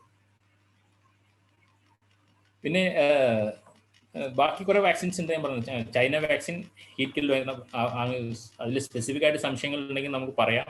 എല്ലാ വാക്സിനെ കുറിച്ചും ഡീറ്റെയിൽ ആയിട്ട് നമുക്ക് പോയി കഴിഞ്ഞാൽ ആൾക്കാർക്ക് അത് ബോറിംഗ് ആയിരിക്കും. കൂടുതൽ സംശയങ്ങൾ ഉണ്ടെങ്കിൽ നമുക്ക് ആ സമയത്ത് തീർക്കാവുന്നതാണ്. ഞാൻ ജസ്റ്റ് ഇപ്പം പ്രചരണത്തിലുള്ള ഏറ്റവും കൂടുതൽ കേൾക്കുന്ന വാക്സിനെ കുറിച്ചിട്ട് മാത്രം പറഞ്ഞ് അങ്ങോട്ട് അവസാനിപ്പിക്കാനാണ് ഉദ്ദേശിക്കുന്നത്. ഇപ്പോൾ കുവൈത്തിലുള്ള ആൾക്കാർ എങ്ങനെ രജിസ്റ്റർ ചെയ്യണം എന്നുള്ളതാണ്. ഇത് എല്ലാവരും എല്ലാ വാട്സാപ്പ് ഗ്രൂപ്പിലും സർക്കുലേറ്റഡ് ആണെന്ന് എനിക്ക് തോന്നുന്നു. എല്ലാവർക്കും അറിയുന്ന ഒരു ലിങ്കാണ്. അറിയാത്തവർ നിങ്ങളെ ഗ്രൂപ്പിൽ ഇടാൻ പറ്റിയ ഒരു ലിങ്കാണത്. കുവൈത്തിൽ ഇപ്പം വാക്സിൻ കിട്ടണമെന്നുണ്ടെങ്കിൽ ആ ഒരു വഴിയുള്ളൂ. ഈ ഒരു ലിങ്കിൽ പോയിട്ട് രജിസ്റ്റർ ചെയ്യാം. രജിസ്റ്റർ ചെയ്ത് കഴിഞ്ഞാൽ വിത്തിൻ 1 or 2 weeks നിങ്ങൾക്ക് ഇങ്ങനെ ഒരു വരും, ഒരു അപ്പോയിൻമെൻറ്റ്, ഒരു മെസ്സേജ് വരും നിങ്ങളുടെ ഫോണിൽ. ആ മെസ്സേജിൽ ക്ലിക്ക് ചെയ്ത് കഴിഞ്ഞാൽ നിങ്ങളെ ഒരു അപ്പോയിൻമെൻറ്റ് കാർഡ് വരും. ആ അപ്പോയിൻമെൻറ്റ് കാർഡ് എടുത്ത് എവിടെയാണോ നിങ്ങൾ വാക്സിൻ എടുക്കാൻ പോകേണ്ടത് എന്ന് അതിനകത്ത് ഡീറ്റെയിൽ ആയിട്ട് കൊടുത്തിട്ടുണ്ടാവും. ആ സമയത്ത് അവിടെ എത്തിക്കഴിഞ്ഞാൽ അവരുടെ ഇൻസ്ട്രക്ഷൻസ് ഫോളോ ചെയ്യുക എന്നുള്ളത് മാത്രമേ ഉള്ളൂ. വളരെ ഈസിയാണ് വാക്സിൻ എടുക്കുന്നത്. ഇവിടെ നല്ല സജ്ജീകരണങ്ങളാണ്. ഇപ്പം പ്രസന്റ്ലി മിഷരിഫിൽ മാത്രമേ ഉള്ളൂ, പക്ഷേ ഈ ആഴ്ച മുതൽ 5 കൂടുതൽ സെന്ററുകൾ തുറന്നിട്ടുണ്ട്. അതുകൊണ്ട് എവിടെയും ഒരു ക്രൗഡും ഒന്നും അനുഭവപ്പെടില്ല. നല്ല സ്മൂത്ത് ആയിട്ടാണ് കാര്യങ്ങൾ പോകുന്നത്. ഇനി ആർക്കൊക്കെയാണ് വാക്സിൻ കൊടുക്കുന്നതിൽ പ്രിഫറൻസ്? അവർ ഫസ്റ്റ് പ്രിഫർ ചെയ്തത് ഹെൽത്ത് കെയർ പേഴ്സൺസിനെയാണ്. അതുപോലെ ലോങ് ടേം റെസിഡൻസ്, അതുപോലെ വയസ്സായ വൃദ്ധജനങ്ങൾ. ഇവിടെ നമ്മളെ നാട്ടിൽ അങ്ങനെ ഒരു വൃദ്ധസദനം എന്നുള്ള കൺസെപ്റ്റ് ഇവിടെ ഇല്ലാത്തതുകൊണ്ട് ഇവിടുത്തെ ആൾക്കാർക്ക് പറഞ്ഞത് മനസ്സിലാവില്ല. നേരെ മറിച്ച് ഇന്ത്യയിലോ അല്ലെങ്കിൽ യൂറോപ്യൻ US കൺട്രിയിലൊക്കെ വൃദ്ധസദനം എന്ന് പറഞ്ഞു കഴിഞ്ഞാൽ ആൾക്കാർക്ക് പെട്ടെന്ന് മനസ്സിലാവും. അങ്ങനത്തെ ആൾക്കാരാണ് ആദ്യം അവർ പ്രിഫർ ചെയ്തത്. അതുപോലെ ഏജ് മോർ ദാൻ 75 ഉള്ള ആൾക്കാർ, ഫ്രണ്ട് ലൈൻ വർക്കേഴ്സിലേക്ക്, ഈ ക്ലീനിങ് ഹോസ്പിറ്റലിൽ തന്നെ ഡോക്ടേഴ്സും നഴ്സസും മാത്രമല്ല, വേറെ ഒരുപാട് ആൾക്കാരുണ്ട്. ഫാർമസി, അതുപോലെ ഈവൻ ഹോസ്പിറ്റലിൽ ക്ലീനിങ് ചെയ്യുന്ന ആൾക്കാർ, അവരൊക്കെ എക്സ്പോസ്ഡ് ആണ്. അവരൊക്കെ ഫ്രണ്ട് ലൈൻ വർക്കേഴ്സ് ആയിട്ടാണ് കൂട്ടുന്നത്. അവർക്കൊക്കെയാണ് നമ്മൾ, അതുപോലെ പോലീസ്, ഫയർ ഫൈറ്റേഴ്സ്, ഫീൽഡിൽ വർക്ക് ചെയ്യുന്ന എല്ലാവരെയും ഫ്രണ്ട് ലൈൻ വർക്കേഴ്സ് ആയിട്ട് കൂട്ടിയിട്ട് അവർക്കാണ് ഫസ്റ്റ് പ്രിഫറൻസ് കൊടുക്കുന്നത്. അത് കഴിഞ്ഞ നോർമൽ പോപ്പുലേഷനിൽ വയസ്സനുസരിച്ചിട്ടാണ് അവർ പ്രിഫർ ചെയ്യുന്നത്. 65 to 74 ഇയേഴ്സ് ആണ് ഫസ്റ്റ് പ്രിഫറൻസ്. പിന്നെ ഉള്ളൂ 64 to 16 to 64 with high risk കണ്ടീഷനിലേക്ക് നമ്മൾ ഹാർട്ട് ഡിസീസ്, അതുപോലെ lungs problem, malignancy, multiple comorbidities, kidney disease, അതുപോലെ ഷുഗർ, പ്രഷർ, കൊളസ്ട്രോൾ എല്ലാം ഉള്ള ആൾക്കാരെയാണ് കൂടുതൽ ഫസ്റ്റ് പ്രിഫറൻസ് ആയിട്ട് കിട്ടുന്നത്. അപ്പോൾ ഒരുമിച്ച് രജിസ്റ്റർ ചെയ്ത ആൾക്കാർക്ക് സംശയം ഉണ്ടാവും, എന്നെ വിളിച്ചു അവർ വിളിച്ചില്ല, അതെന്താണ് കാരണം? ചിലപ്പം കാരണങ്ങൾ ചില ആൾക്ക് ഹൈ റിസ്ക് ക്യാരക്ടേഴ്സുള്ള ആളായിരിക്കും അയാൾ, അതുകൊണ്ടായിരിക്കണം അയാൾ ആദ്യം വിളിച്ചിട്ടുണ്ടാവാം. അപ്പോൾ അങ്ങനെ അത് കമ്പ്യൂട്ടർ ജനറേറ്റഡ് പ്രോഗ്രാം ആയതുകൊണ്ട് ആ രീതിയിലാണ് അത് വരുന്നത്. നമ്മൾ ഹൈ റിസ്ക് ഫാക്ടേഴ്സ് കൂടുന്നതനുസരിച്ച് നമ്മളെ പ്രയോറിറ്റി മുന്നിലേക്ക് വരും. പിന്നെ ലാസ്റ്റ് ആയിട്ടാണ് ഒരു കോമോബിലിറ്റി ഇല്ലാത്ത ആൾക്കാരെ വിളിക്കുന്നത് 16 മുതൽ 64 വയസ്സ് വരെ. അത് പിന്നെ ഒരു സംശയം, ആരൊക്കെ ഇത് എടുക്കാൻ പാടില്ല എന്നതാണ്. കുറേ പേര് ചോദിക്കുന്ന ഒരു സംശയമാണ്, ആരൊക്കെ ഈ വാക്സിൻ എടുക്കാൻ പാടില്ല. അതിൽ മെയിനായിട്ട് ശ്രദ്ധിക്കേണ്ടതെന്ന് വെച്ച് കഴിഞ്ഞാൽ, എപ്പോഴെങ്കിലും കോവിഡ് mRNA വാക്സിനോ അല്ലെങ്കിൽ ആസ്ട്രസെനിക്ക വാക്സിനോ എടുത്ത് അലർജി റിപ്പോർട്ട് ചെയ്ത്, ഫസ്റ്റ് ഡോസിൽ അലർജി റിപ്പോർട്ട് ചെയ്ത ആൾ സെക്കൻഡ് ഡോസ് ഒരിക്കലും എടുക്കാൻ പാടില്ല. അതുപോലെ ഇതിന്റെ കണ്ടന്റ്സിന്റെ ഫുൾ ഡീറ്റെയിൽസ് ഞാൻ ജസ്റ്റ് ഒന്ന് ഫ്ലാഷ് ചെയ്ത് കാണിക്കാം, പക്ഷെ അത് കുറച്ച് കോംപ്ലിക്കേറ്റഡ് ആണ്. ഒരു നോർമൽ ആൾക്കാർക്ക് ഇപ്പം മനസ്സിലാക്കി വെക്കേണ്ട അത്ര ആ ഒരു ലെവലിലുള്ള കാര്യങ്ങളല്ല. അതുകൊണ്ട് തന്നെ അതിലേക്ക് കൂടുതലായിട്ട് പ്രവേശിക്കുന്നില്ല. നമ്മൾ മനസ്സിലാക്കേണ്ടതെന്ന് വെച്ചാൽ, ഫസ്റ്റ് ഡോസ് എടുത്ത് സിവിയർ അലർജിക് റിയാക്ഷൻ വന്നിട്ടുണ്ടെങ്കിൽ ഒരിക്കലും എടുക്കാൻ പാടില്ല. അതുപോലെ രണ്ടാമത്തെ ഒരു നിബന്ധന എന്ന് വെച്ച് കഴിഞ്ഞാൽ, ഈ വാക്സിൻ്റെ ഉള്ളിലെ കണ്ടന്റ്സിൽ ഏതെങ്കിലും ഒന്നിന് നമുക്ക് അലർജി ഉണ്ടെങ്കിൽ അങ്ങനത്തെ സിറ്റുവേഷനിൽ നമ്മൾ വാക്സിൻ എടുക്കാൻ പാടില്ല. വേറൊരു അബ്സല്യൂട്ട് കോൺട്രാൻഡിക്കേഷൻ വാക്സിൻ എടുക്കുന്നതിൽ ഇല്ല എന്നുള്ളതാണ് WHO വ്യക്തമാക്കുന്നത്. ഇത് ജസ്റ്റ് ഒന്ന് ഫ്ലാഷ് ചെയ്യുന്നു മാത്രം, കാരണം ഇത് കുറച്ച് കോംപ്ലിക്കേറ്റഡ് ആണ്. ആർക്കെങ്കിലും ഇൻഡിവിജ്വലായിട്ട് വേണമെങ്കിൽ നമുക്ക് ഷെയർ ചെയ്യാം. ഇതാണ് വാക്സിനിലെ കണ്ടന്റ്സ് ആണ് അവിടെ കാണിക്കുന്നത്. ഇത് പക്ഷേ ആവശ്യമില്ല, സത്യം പറഞ്ഞാൽ നോർമൽ ആൾക്കാർക്ക് ഇതിൻ്റെ ആവശ്യമില്ല. അപ്പോൾ ഇനി ഒരു സംശയം വരുന്നുണ്ട്, ഈ പ്രഗ്നൻസി ലാക്ടേഷനുള്ള പെണ്ണുങ്ങൾക്ക് എടുക്കാൻ പറ്റുമോ എന്നുള്ള കുറേ സംശയങ്ങൾ വരും. സ്റ്റഡികൾ തെളിയിക്കുന്നത്, അഥവാ കമ്പനി അവകാശപ്പെടുന്നത്, പ്രഗ്നൻസി ലാക്ടേഷനിൽ കൊടുക്കുന്നതുകൊണ്ട് യാതൊരു ബുദ്ധിമുട്ടുമില്ല. പക്ഷെ എന്തുകൊണ്ട് അവർ കൊടുക്കുന്നില്ല? നമ്മളിപ്പം രജിസ്റ്റർ ചെയ്യുമ്പോൾ പ്രഗ്നന്റ് ആണെങ്കിൽ ഗവൺമെന്റ് അത് അക്സെപ്റ്റ് ചെയ്യുന്നില്ല. എന്തുകൊണ്ട് കൊടുക്കുന്നില്ല? കാരണം പ്രഗ്നൻസിയിലും ലാക്ടേഷനിലും അതിന്റെ സ്റ്റഡികൾ നടന്നുകൊണ്ടിരിക്കുകയാണ്, അതിന്റെ ഫൈനൽ റിപ്പോർട്ട് വന്നിട്ടില്ല. അപ്പോൾ ഏതൊരു വാക്സിനും ഒരു ഏജ് ഗ്രൂപ്പിന് അപ്രൂവ് ചെയ്യണമെന്നുണ്ട്, അതിന്റെ phase 3 ട്രയൽ കഴിഞ്ഞ് അതിന്റെ റിപ്പോർട്ട് WHO അതുപോലെ മറ്റേ ഹെൽത്ത് അതോറിറ്റികൾ വെരിഫൈ ചെയ്ത്, CDC പോലുള്ള ഹെൽത്ത് അതോറിറ്റീസ് വെരിഫൈ ചെയ്തതിന് ശേഷം മാത്രമേ അത് അവർ അപ്രൂവ് ചെയ്യുള്ളൂ. ആ ഒരു കാലതാമസമാണ്. വരുന്ന ആളുകളിൽ ഇത് പ്രഗ്നൻസി അതുപോലെ ലാക്ടേഷൻ ചെയ്യുന്ന ആൾക്കാർക്കും അപ്രൂവ് ചെയ്യും എന്ന് തന്നെയാണ് പ്രതീക്ഷ. അതുപോലെ കുട്ടികൾക്ക് നമ്മൾ കണ്ടു, അതിൽ 16 അല്ലെങ്കിൽ 18 വയസ്സുള്ള ഫൈസർ വാക്സിൻ ആണെങ്കിൽ 18 വയസ്സുള്ള താഴെയുള്ള കുട്ടികൾ കൊടുക്കാൻ പാടില്ല. അതിൽ ഓക്സ്ഫോർഡ് വാക്സിൻ ആണെങ്കിൽ 16 വയസ്സ് താഴെയുള്ള കുട്ടികൾ കൊടുക്കാൻ പാടില്ല എന്ന് പറഞ്ഞു. എന്തുകൊണ്ടാണ് അതങ്ങനെ സംഭവിക്കുന്നത്? എന്തുകൊണ്ടാണ് ഈ കുട്ടികളെ മാത്രം ഒഴിവാക്കിയിട്ടുള്ളത് എന്നുള്ളത് വേറെ സംശയമാണ്. 2-3 ആൾക്കാർ ചോദിച്ച സംശയം, ഉണർത്തിയ സംശയം, അത് ജസ്റ്റ് ഒന്ന് പറയാം. കാരണം സെയിം തന്നെയാണ്. കുട്ടികളിൽ ഉള്ള സ്റ്റഡികൾ നടക്കുന്നേ ഉള്ളൂ, phase 3 ട്രയൽ കംപ്ലീറ്റ് ആയിട്ടില്ല. അപ്പോൾ അവരുടെ സേഫ്റ്റി പ്രൊഫൈൽ മൊത്തമായി അറിഞ്ഞതിന് ശേഷം മാത്രമേ കുട്ടികളിലേക്ക് കൊടുക്കാൻ പറ്റുള്ളൂ. കാരണം ഫൈസർ വാക്സിൻ ചെയ്ത ട്രയലിൽ ഏറ്റവും കുറഞ്ഞ പ്രായം 18 ആയിരുന്നു. അപ്പോൾ 18 താഴെയിൽ ഇപ്പോൾ സ്റ്റഡികൾ നടന്നുകൊണ്ടിരിക്കുന്നു. ആസ്ട്രസെനിക്കയിൽ ഏറ്റവും കുറഞ്ഞ പ്രായം 16 ആയിരുന്നു. അതുകൊണ്ടാണ് ആ ഒരു ഏജ് കട്ട് ഓഫ് 2 വാക്സിനും വരാൻ കാരണം. അല്ലാതെ വേറെ പ്രത്യേകിച്ച് കാരണങ്ങളൊന്നുമില്ല. Completely safe to give to children actually. ഇപ്പോൾ പുതിയൊരു ട്രെൻഡ് എന്ന് പറഞ്ഞു കഴിഞ്ഞാൽ ആൾക്കാർ വളരെ വറീഡാണ്. പുതിയ കുറേ സ്ട്രെയിൻസ് വരുന്നുണ്ട്. അപ്പോൾ ഞാൻ എടുത്ത വാക്സിൻ അതിൽ എഫക്റ്റീവ് ആവുമോ, എനിക്ക് പ്രൊട്ടക്ഷൻ കിട്ടുമോ എന്നുള്ള അതിൽ UK സ്ട്രെയിൻ ആണ് മെയിനായിട്ട് ആദ്യമായിട്ടൊരു പുതിയ സ്ട്രെയിൻ അവർ ഡിറ്റക്ട് ചെയ്തത്. UK സ്ട്രെയിനിൽ ഫൈസർ ലാബിൽ അവർ ടെസ്റ്റിംഗ് നടത്തിയപ്പോൾ ഈ സ്ട്രെയിൻ എഫക്റ്റീവ് ആണ് vaccine. Pfizer vaccine, AstraZeneca vaccine effective ആണെന്ന് അവർ കണ്ടെത്തി. പക്ഷേ നിർഭാഗ്യവശാൽ സൗത്ത് ആഫ്രിക്കയിൽ നിന്നുള്ള റിപ്പോർട്ട് വരുന്നത് അനുസരിച്ച് ലെസ് ദാൻ 10% മാത്രമാണ് ഇപ്പം പ്രസന്റ്ലി ഉള്ള വാക്സിന് ആ ഒരു സ്ട്രെയിൻ എഫക്റ്റീവ് ഉള്ളൂ. ലിറ്ററലി ഇൻഎഫക്റ്റീവ് എന്ന് തന്നെ പറയാം. ലെസ് ദാൻ 10% എന്ന് പറഞ്ഞാൽ എഫക്റ്റീവ് അല്ലല്ലോ. അതുകൊണ്ട് സൗത്ത് ആഫ്രിക്കയിൽ ടെമ്പററി ആയിട്ട് ഇപ്പോൾ ഒരു വാക്സിനേഷൻ ഹോൾഡ് ചെയ്ത് വെച്ചിരിക്കുകയാണ്. പക്ഷേ കമ്പനികൾ ഈ ഒരു പുതിയൊരു സ്ട്രെയിനിന് അഗെയിൻസ്റ്റ് ഇപ്പോൾ ഓൾറെഡി മെഷീനറി ഒക്കെ റെഡിയാണല്ലോ. അപ്പോൾ പുതിയ അവർ ഈ മ്യൂട്ടേഷൻ നോക്കി അതിന് അഗെയിൻസ്റ്റ് ഒരു വാക്സിൻ റീസെൻ്റ് ആയിട്ട് തന്നെ പുറത്തിറക്കാനുള്ള ഒരു പ്രിപ്പറേഷൻ ആരംഭിച്ചിട്ടുണ്ട്. അതുപോലെ തന്നെ ഈ ബ്രസീലിയൻ സ്ട്രെയിനിലും ഇപ്പോൾ ഏർലി സ്റ്റഡീസ്, അതിൻ്റെ ഫുൾ ട്രയൽസ് പുറത്തു വന്നിട്ടില്ല.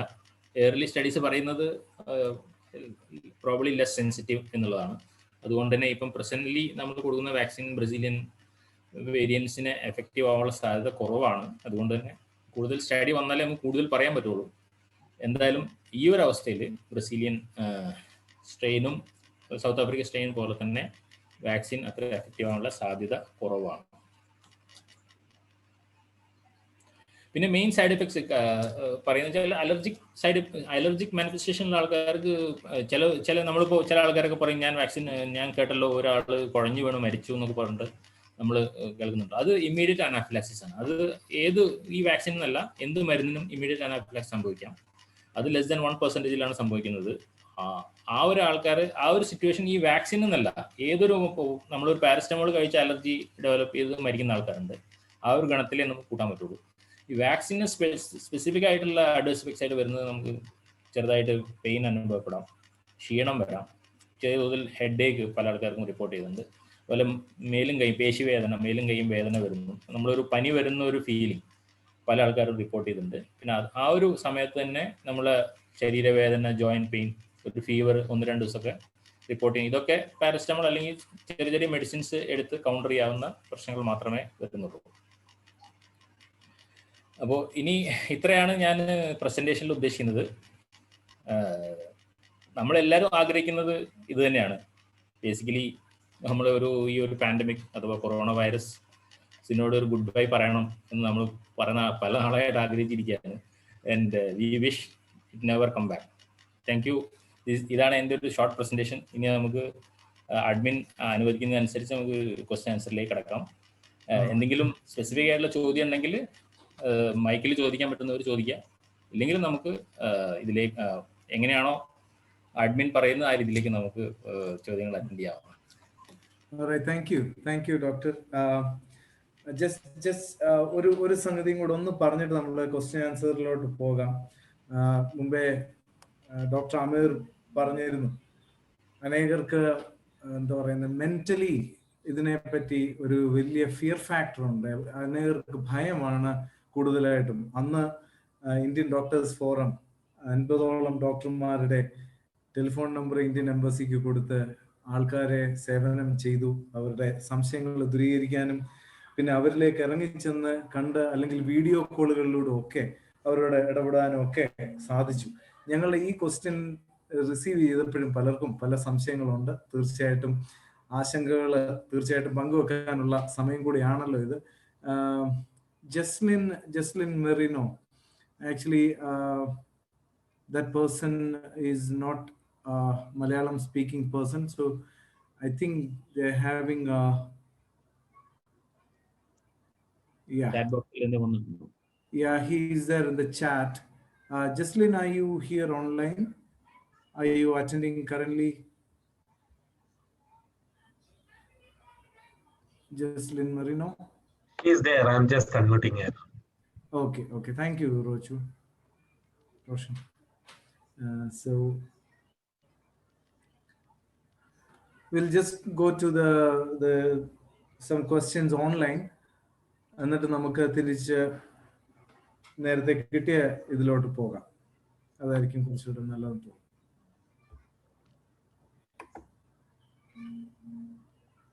Jocelyn? I think she is not there. I'm asking her to unmute, but she is not doing it. Okay.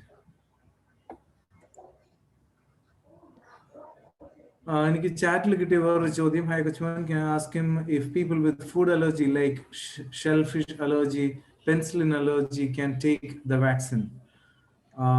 Doctor, if you can answer it in English, that will be great. Is English speaking? He actually is from Malayalam. He's much more okay. Malayalam kuഴപ്പമില്ല. No, I don't mind. I don't mind speaking English, but it is in Malayali. Better, I think. Okay, okay. Please go ahead. I mean, he is much more comfortable with English because I know him. That's Christy. Actually, there is no specific contraindication. Problem. The basic thing you have to understand is, if somebody is allergic to something, he can be allergic to anything. So that's the thing. I just showed that for him. I think that chart will be useful. I will send him the chart specifically. If you want, you can get the allergy tested for each component and make sure that he is not allergic to any of these components. Then only take the vaccine. If somebody's had a severe episode of like angioneurotic edema or something else like a immediate collapse after taking any allergic thing, then he definitely has to go for allergy testing before receiving any of this vaccine, because that is recommended basically. So I think he has to meet a allergic specialist, definitely. Then if you want to know the component of the vaccine, I can send him, no problem. I don't mind, because I just showed you that chart. I can send him. It's not a big issue, but better to meet a allergy specialist and get the allergy test done, then safely take the vaccine. If he's not allergic, he can safely take the vaccine. Not a big issue.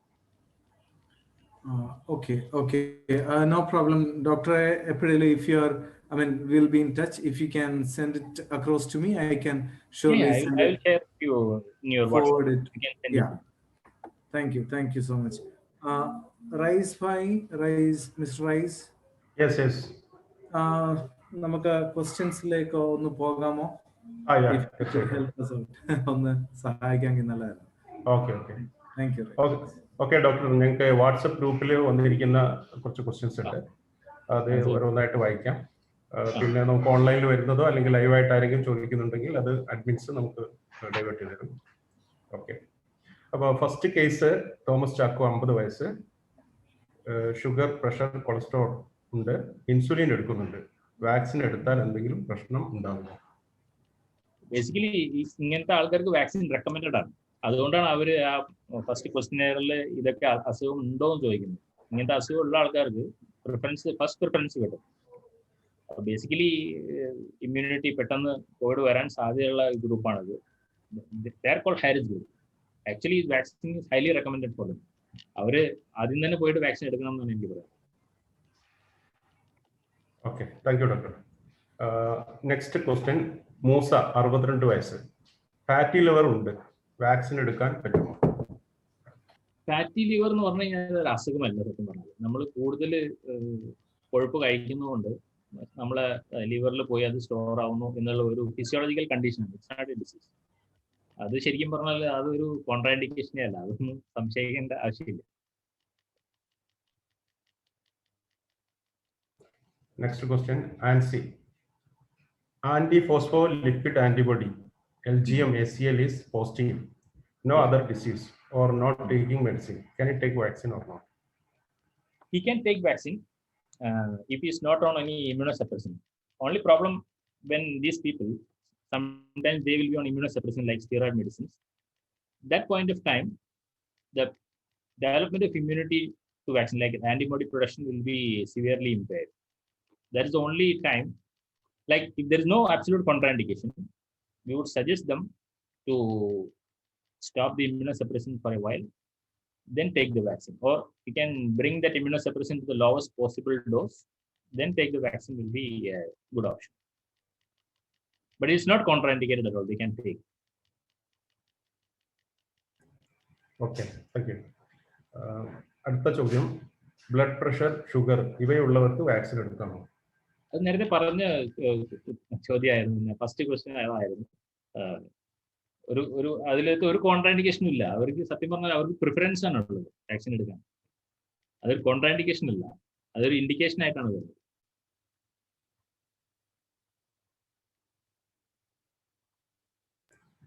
Okay, okay. Doctor, which COVID-19 vaccine is best? What are the difference between Pfizer vaccine and Oxford vaccine? How long will vaccine immunity last? How long? How long will vaccine immunity last? Immunity last. Okay. Other tricky. This is a tricky question basically, but I will answer this question definitely, because so many people have same doubt actually. I have received so many messages from so many people asking how long the immunity lasts.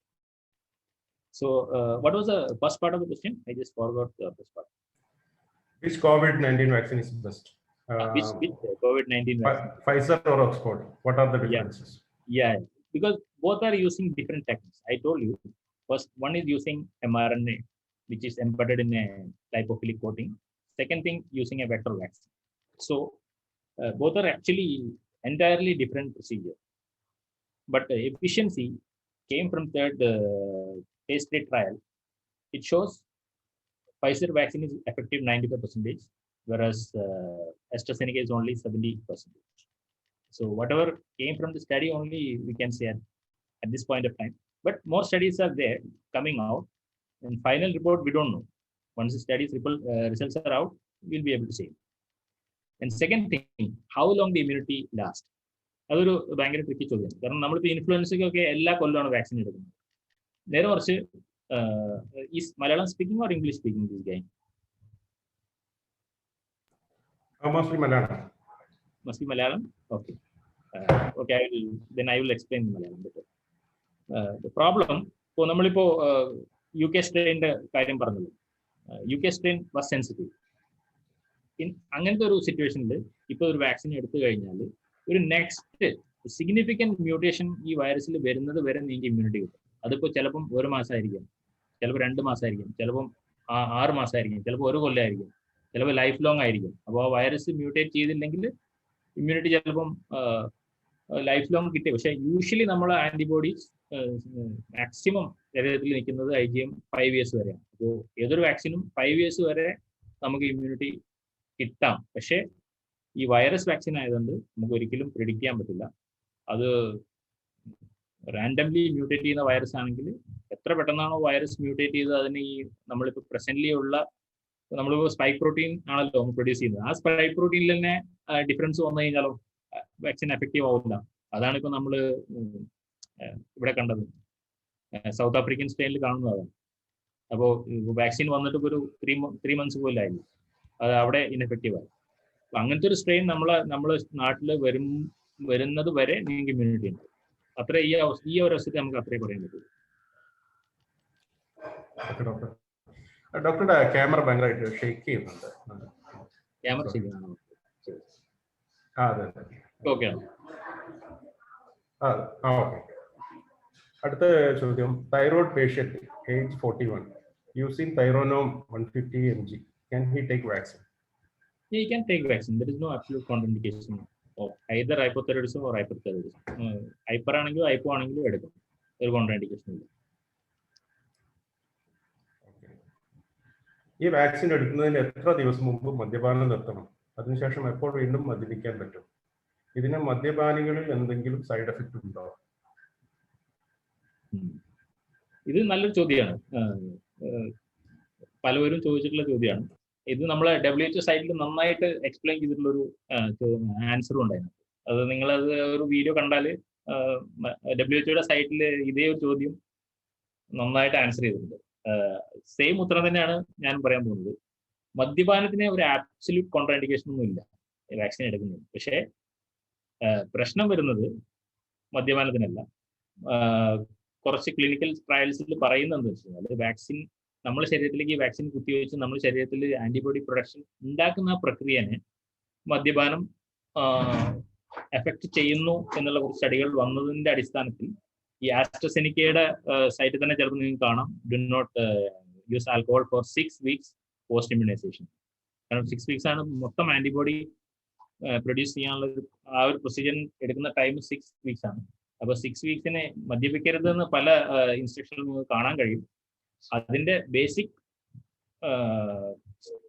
Concept എന്ന് വെച്ച് കഴിഞ്ഞാൽ നമ്മൾ antibody പ്രൊഡക്ഷനെ അത് hinder ചെയ്യുന്നുണ്ട് എന്നുള്ള പല റിപ്പോർട്ടുകളാണ്. പക്ഷേ ആബ്സലൂട്ട്ലി പറഞ്ഞ ഒരു കോൺട്രാൻഡിക്കേഷൻ, ഇപ്പോൾ ഒരാൾ വാക്സിൻ എടുത്ത് മദ്യപിച്ചു, ഒന്നും സംഭവിക്കാൻ പോകുന്നില്ല. അയാളെ ഇമ്മ്യൂണിറ്റി അയാൾക്ക് എത്രയാണോ കിട്ടുന്നത് അതിന് സ്വല്പം കുറയും എന്ന് മാത്രം.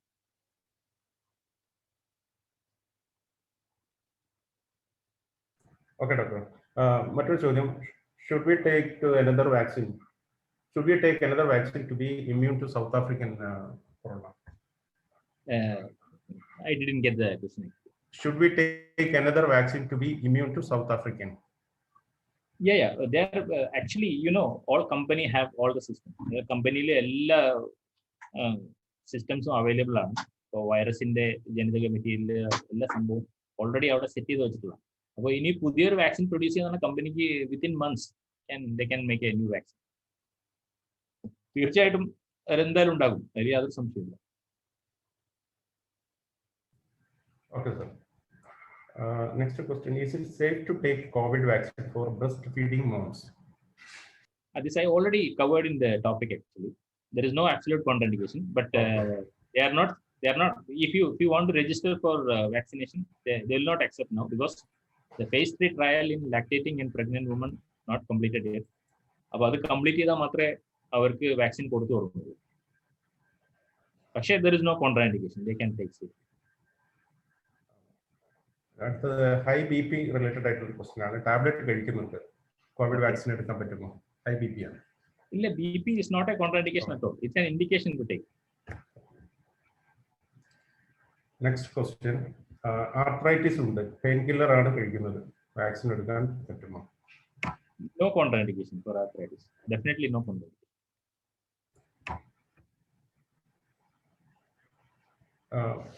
മറ്റൊരു ചോദ്യം, ടി പി കൊളസ്ട്രോൾ ഗുളിക കഴിക്കുന്നുണ്ട്, ആൻജിയോ കഴിഞ്ഞതാണ്, എനിക്ക് വാക്സിൻ എടുക്കാമോ? എടുക്കണം. അവര് ഹൈ റിസ്ക് ഗ്രൂപ്പിൽ വരുന്ന ആൾക്കാരാണ്, അവരാണ് ആദ്യം എടുക്കേണ്ടത് നോർമൽ പോപ്പുലേഷനേക്കാളും.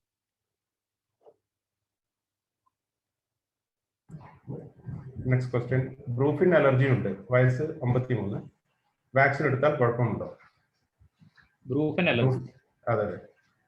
ബ്രൂഫിൻ അലർജി, ഈ അലർജി ഉള്ള ആൾക്കാർ മനസ്സിലാക്കണം വെച്ചിട്ടുണ്ട്, അവർക്ക് ബെസ്റ്റ് തിങ് അവരെപ്പോഴെങ്കിലും ഇന്ത്യയിലോ എവിടെയെങ്കിലും പോകുമ്പോൾ ഫുൾ പാനൽ അലർജി ടെസ്റ്റിംഗ് ചെയ്ത് വെക്കാം.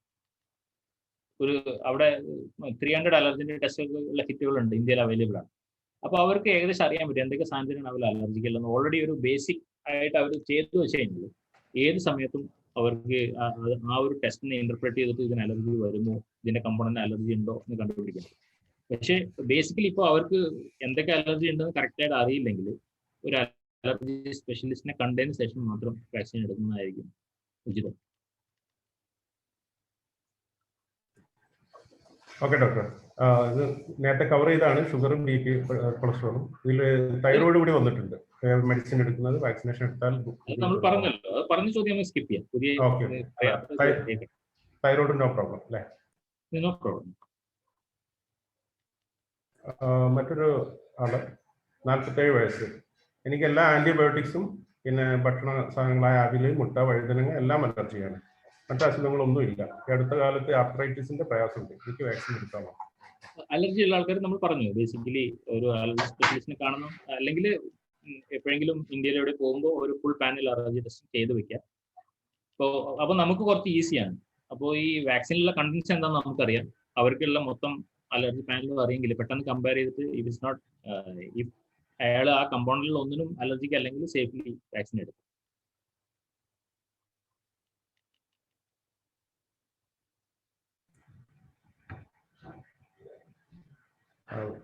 നെക്സ്റ്റ് ക്വസ്റ്റ്യനും ബി പി അലർജിക്കാണ്, നമ്മൾ ഓൾറെഡി കവർ ചെയ്തു. തൈറോയിഡിന്റെ തൈറോനോം 150 കഴിക്കുന്നുണ്ട്, കോവിഡിന്റെ വാക്സിൻ. രണ്ടും ഐപ്രോൺ ആണെങ്കിലും no problem, they can take. Okay. മറ്റൊരു ചോദ്യം, ഡോക്ടർ, ഞാൻ ഫൈസർ കോവിഡ് വാക്സിൻ ഒരു ഡോസ് എടുത്തു. ഇപ്പോൾ ഞാൻ ഹോസ്പിറ്റലിൽ അഡ്മിറ്റ് ആണ്. അതുകൊണ്ട് സെക്കൻഡ് ഡോസ് എടുക്കാൻ പറ്റില്ല. എന്താണ് ചെയ്യുക? ഫൈസറിൽ ഇപ്പോൾ അവർ സജസ്റ്റ് ചെയ്യുന്നത് 3 വീക്സ് കഴിഞ്ഞിട്ടാണ് സെക്കൻഡ് ഡോസ് എടുക്കുന്നത്. പക്ഷേ നമുക്ക് 12 വീക്സിന്റെ എപ്പോൾ വേണമെങ്കിലും നമുക്ക് ബൂസ്റ്റർ എടുക്കാം. 12 വീക്സിൽ എപ്പോൾ എടുത്താലും അതിന് ബൂസ്റ്റർ കിട്ടും. നമ്മൾ എടുക്കുന്നതായിരിക്കും കുറച്ചും കൂടെ ഉത്തമം. കാരണം വെച്ചാൽ നമുക്കൊരു ഫസ്റ്റ് ഡോസ് എടുത്തു കഴിഞ്ഞാൽ സർട്ടിഫിക്കറ്റ് തരില്ല അവർ. അപ്പോൾ നമ്മൾ സെക്കൻഡ് ഡോസ് സ്കിപ്പ് ചെയ്യുന്നതിനേക്കാളും നല്ലത് ഏതെങ്കിലും ഒരു സമയത്ത് പോയിട്ട് നമ്മൾ അസുഖമൊക്കെ മാറിയതിന് ശേഷം സെക്കൻഡ് ഡോസ് എടുക്കുന്നതായിരിക്കും കൂടുതൽ ഉചിതം. കാരണം അതിനുശേഷം മാത്രമേ നമുക്കൊരു വാക്സിനേഷൻ സർട്ടിഫിക്കറ്റ് കിട്ടുകയുള്ളൂ. Vaccination certificate may be useful ആയിരിക്കും. കാരണം നമ്മൾ തിരിച്ചു വരുമ്പോൾ ക്വാറന്റൈനൊക്കെ ഒഴിവാക്കി കിട്ടാനുള്ള ഒരു സാധ്യത പറയുന്നുണ്ട്. അതുകൊണ്ട് തന്നെ സെക്കൻഡ് ഡോസ് എടുത്ത് ആ സർട്ടിഫിക്കറ്റ് ഒബ്റ്റെയിൻ ചെയ്യുന്നതാണ് കൂടുതൽ ഉചിതമെന്ന്. Okay doctor. മറ്റൊരു ചോദ്യം ചാറ്റിൽ വന്നിരിക്കുന്നതാണ്. എനിക്ക് ആസ്മ ഉണ്ട്. ഞാൻ ഹെവി ഡോസ് സ്റ്റീറോയിഡ്സ് 2011 മുതൽ ഉപയോഗിക്കുന്നുണ്ടായിരുന്നു. തണുപ്പ് കാലത്ത് മാത്രമേ വേണ്ടി വന്നിട്ടുള്ളൂ. 2019 ഒക്ടോബർ മുതൽ ആയുർവേദിക് ട്രീറ്റ്മെന്റിലാണ്. കോവിഡ് വാക്സിൻ എടുക്കുന്നതിൽ കുഴപ്പമുണ്ടോ? ഇല്ല, ആസ്മ ആസ്മ ട്രീറ്റ്മെന്റിലുള്ള ആൾക്കാർക്ക് ഇൻഹേൽ സ്റ്റിറോയിഡ്സ് ആണ് കൊടുക്കുന്നത്. ഇൻഹേൽ സ്റ്റിറോയിഡിന്റെ സിസ്റ്റമിക് അബ്സോർപ്ഷൻ വളരെ കുറവാണ്. 0.1-0.2% മാത്രമേ ഉള്ളൂ. അതുകൊണ്ട് തന്നെ വാക്സിൻ എടുക്കുന്നതിൽ യാതൊരു കോൺട്രാൻഡിക്കേഷൻ ഇല്ല. ബേസിക്കലി ആള് എന്തെങ്കിലും അലർജിക്ക് ആണെങ്കിൽ he has to be cautious. ഞാൻ പറഞ്ഞ നമ്മളാ കാണിച്ച ലിസ്റ്റിലുള്ള കമ്പോണൻസിനൊന്നും അലർജി ഇല്ല എന്ന് ഉറപ്പ് വരുന്നതിന് ശേഷം മാത്രം എടുക്കുക. ആസ്മ ആസ് സച്ച് കോൺട്രാൻഡിക്കേഷൻ അല്ല. പക്ഷേ ഓൾമോസ്റ്റ് 60% ആസ്മ അലർജിക്ക് ആസ്മയാണ്. അങ്ങനത്തെ ഒരു സിറ്റുവേഷനിൽ അലർജി ടെസ്റ്റ് ചെയ്തതിന് ശേഷം മാത്രം വാക്സിൻ എടുക്കുന്നതായിരിക്കും കുറച്ചും കൂടെ.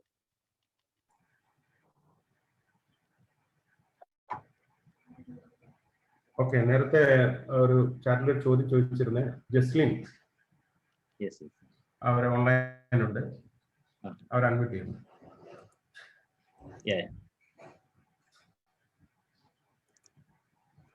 Risika, please tell in English. I think she cannot understand Malayalam.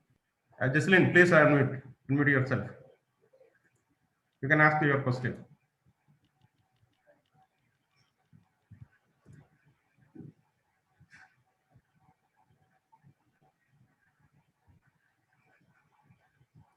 Jaislin, can you please hear?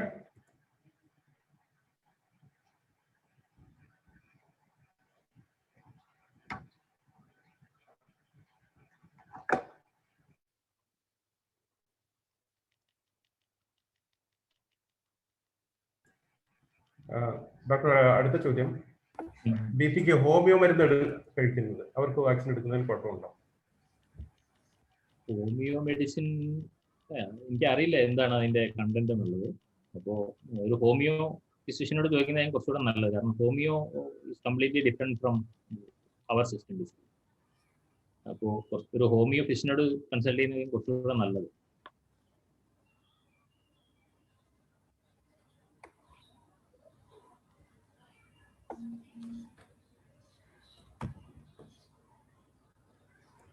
Shari Ajayan rice hand ചെയ്തിട്ടുണ്ട്.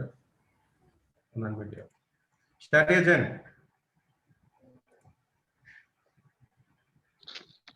ഹലോ, പറയൂ. ഞാൻ ചാറ്റിൽ മെസ്സേജ് തന്നെ.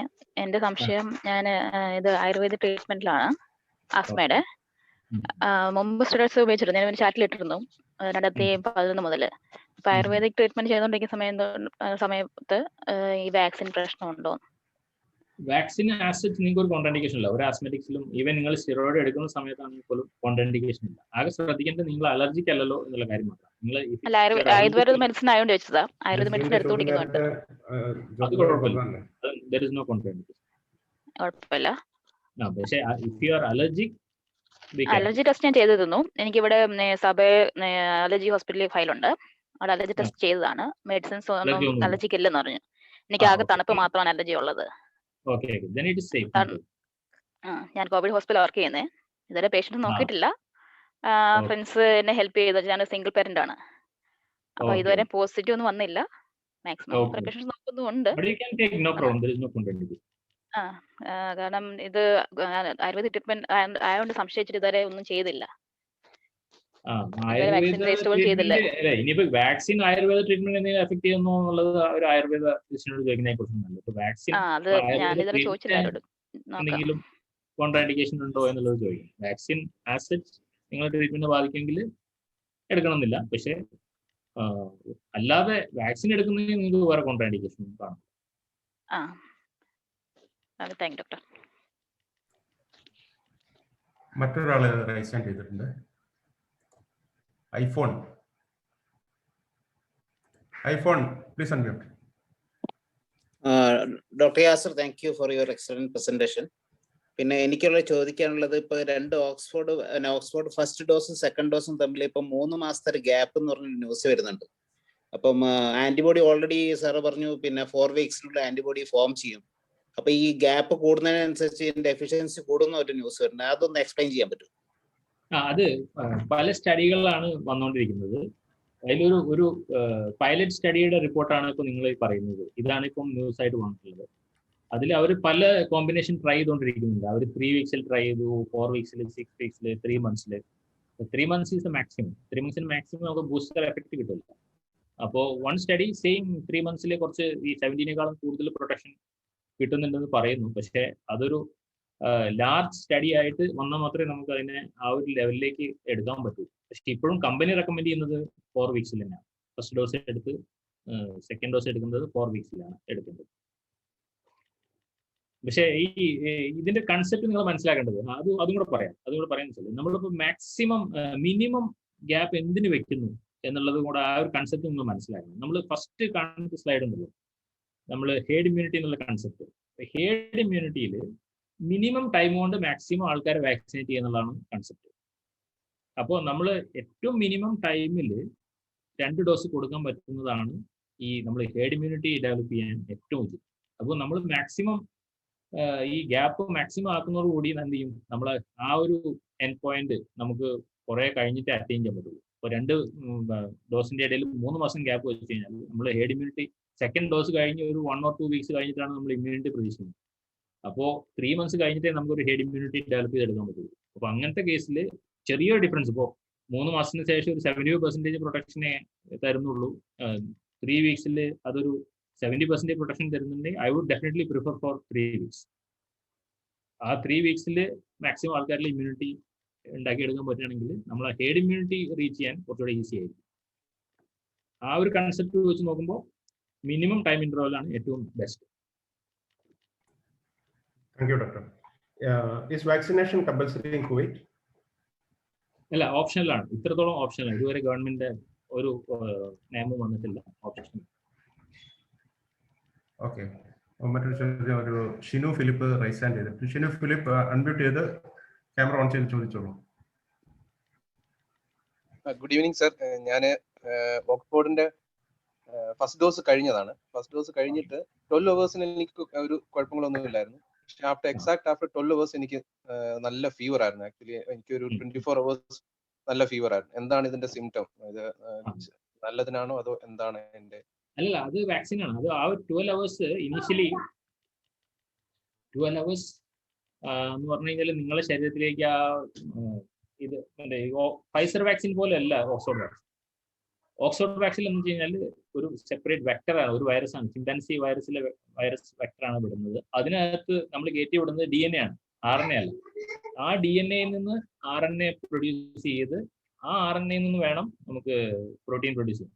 അപ്പൊ അതിനുള്ള ഒരു കാലതാമസം 10 to 12 അവേഴ്സ് നോർമലാണ്. അതിനുശേഷമാണ് ഈ സ്പൈക്ക് പ്രോട്ടീൻ പ്രൊഡ്യൂസ് ചെയ്യാൻ തുടങ്ങുമ്പോഴാണ് എല്ലാവർക്കും ഫീവർ, മലേസ്, ബോഡി പെയിൻ ഒക്കെ വരുന്നത്. അപ്പോൾ ഫൈസർ വാക്സിൻ എടുത്ത ആൾക്കാർക്ക് പെട്ടെന്ന് വരും. ചില ഒരു അവേഴ്സ് ഈ ബുദ്ധിമുട്ടുകളൊക്കെ വന്നു തുടങ്ങും. കാരണം വെച്ചാൽ അത് ഡയറക്റ്റ് mRNA ആണ് നമ്മൾ കടത്തി വിടുന്നത്. അതുകൊണ്ട് തന്നെ പെട്ടെന്ന് സ്പൈക്ക് പ്രോട്ടീൻ ഉൽപ്പാദിക്കപ്പെടുകയും ഫസ്റ്റ് ഡേ തന്നെ സിംറ്റംസ് വരും. ഇതിൽ ചിലപ്പം ഒരു ഡിലേ വരാം, നോർമലി വരും ഈ വെക്ടർ വാക്സിന്. അത് നോർമലാണ്. നിങ്ങൾക്ക് ഉണ്ടാവും what you had is what we expected. Okay. Thank you, sir. Thank you so much. അടുത്ത ചോദ്യം Jaslin merino. Jaislin Merino, please ask your question. Hello, good evening. Yeah, good. Doc, I have a question regarding for the vaccine. The vaccine is compulsory here in Kuwait? No, it's not compulsory. Because wait, like for example, like my company want me to take the vaccine because this is requirements, but I don't want to take the vaccine because this is vaccine really take a risk, right? Not much, but there are some Yeah. problems. Some side Not effects. that much because based on my experience, it's like in my country, it's happened like this. There's a vaccine, then after a month, the people who did the vaccine is all of them died. Then now there's a vaccine for the COVID. Then my company, they want me to do the vaccine because the requirements.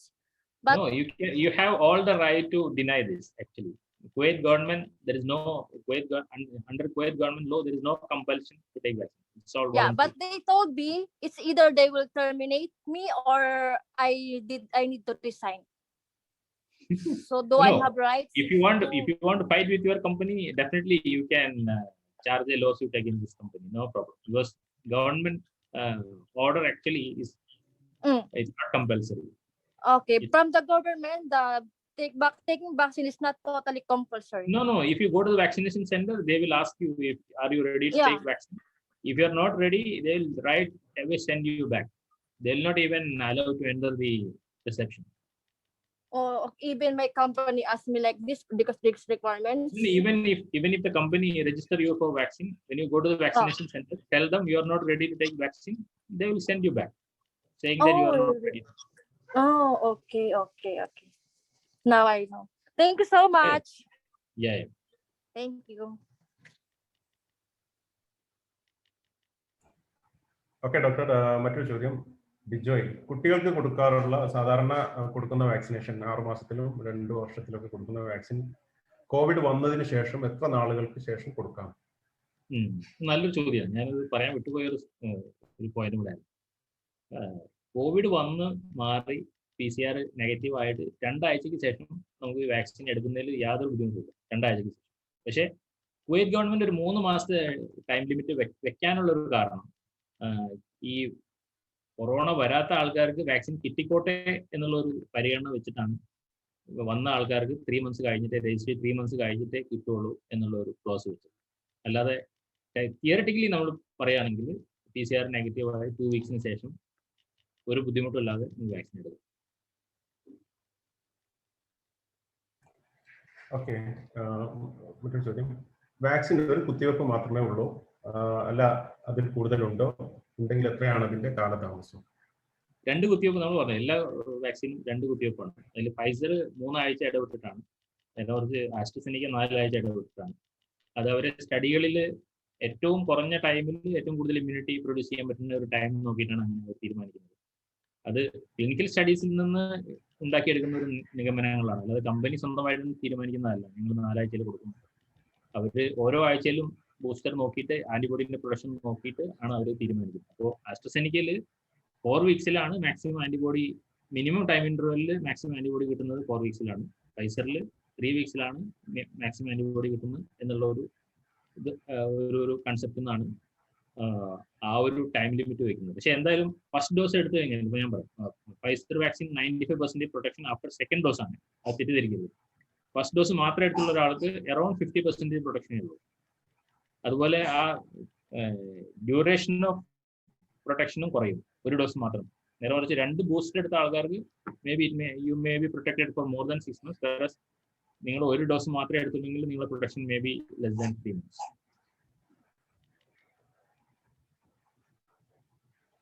Okay doctor, ഞാനൊരു Crohn's disease patient ആണ്. എനിക്ക് vaccine എടുക്കുന്നതിൽ കുഴപ്പമുണ്ടോ? യാതൊരു കുഴപ്പമില്ല.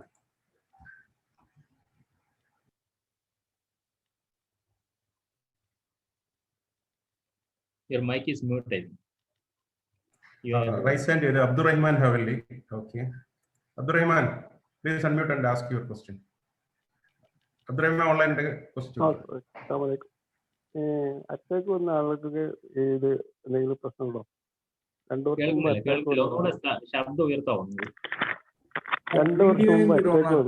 Attack വന്ന് ട്രീറ്റ്മെന്റിലാണ്.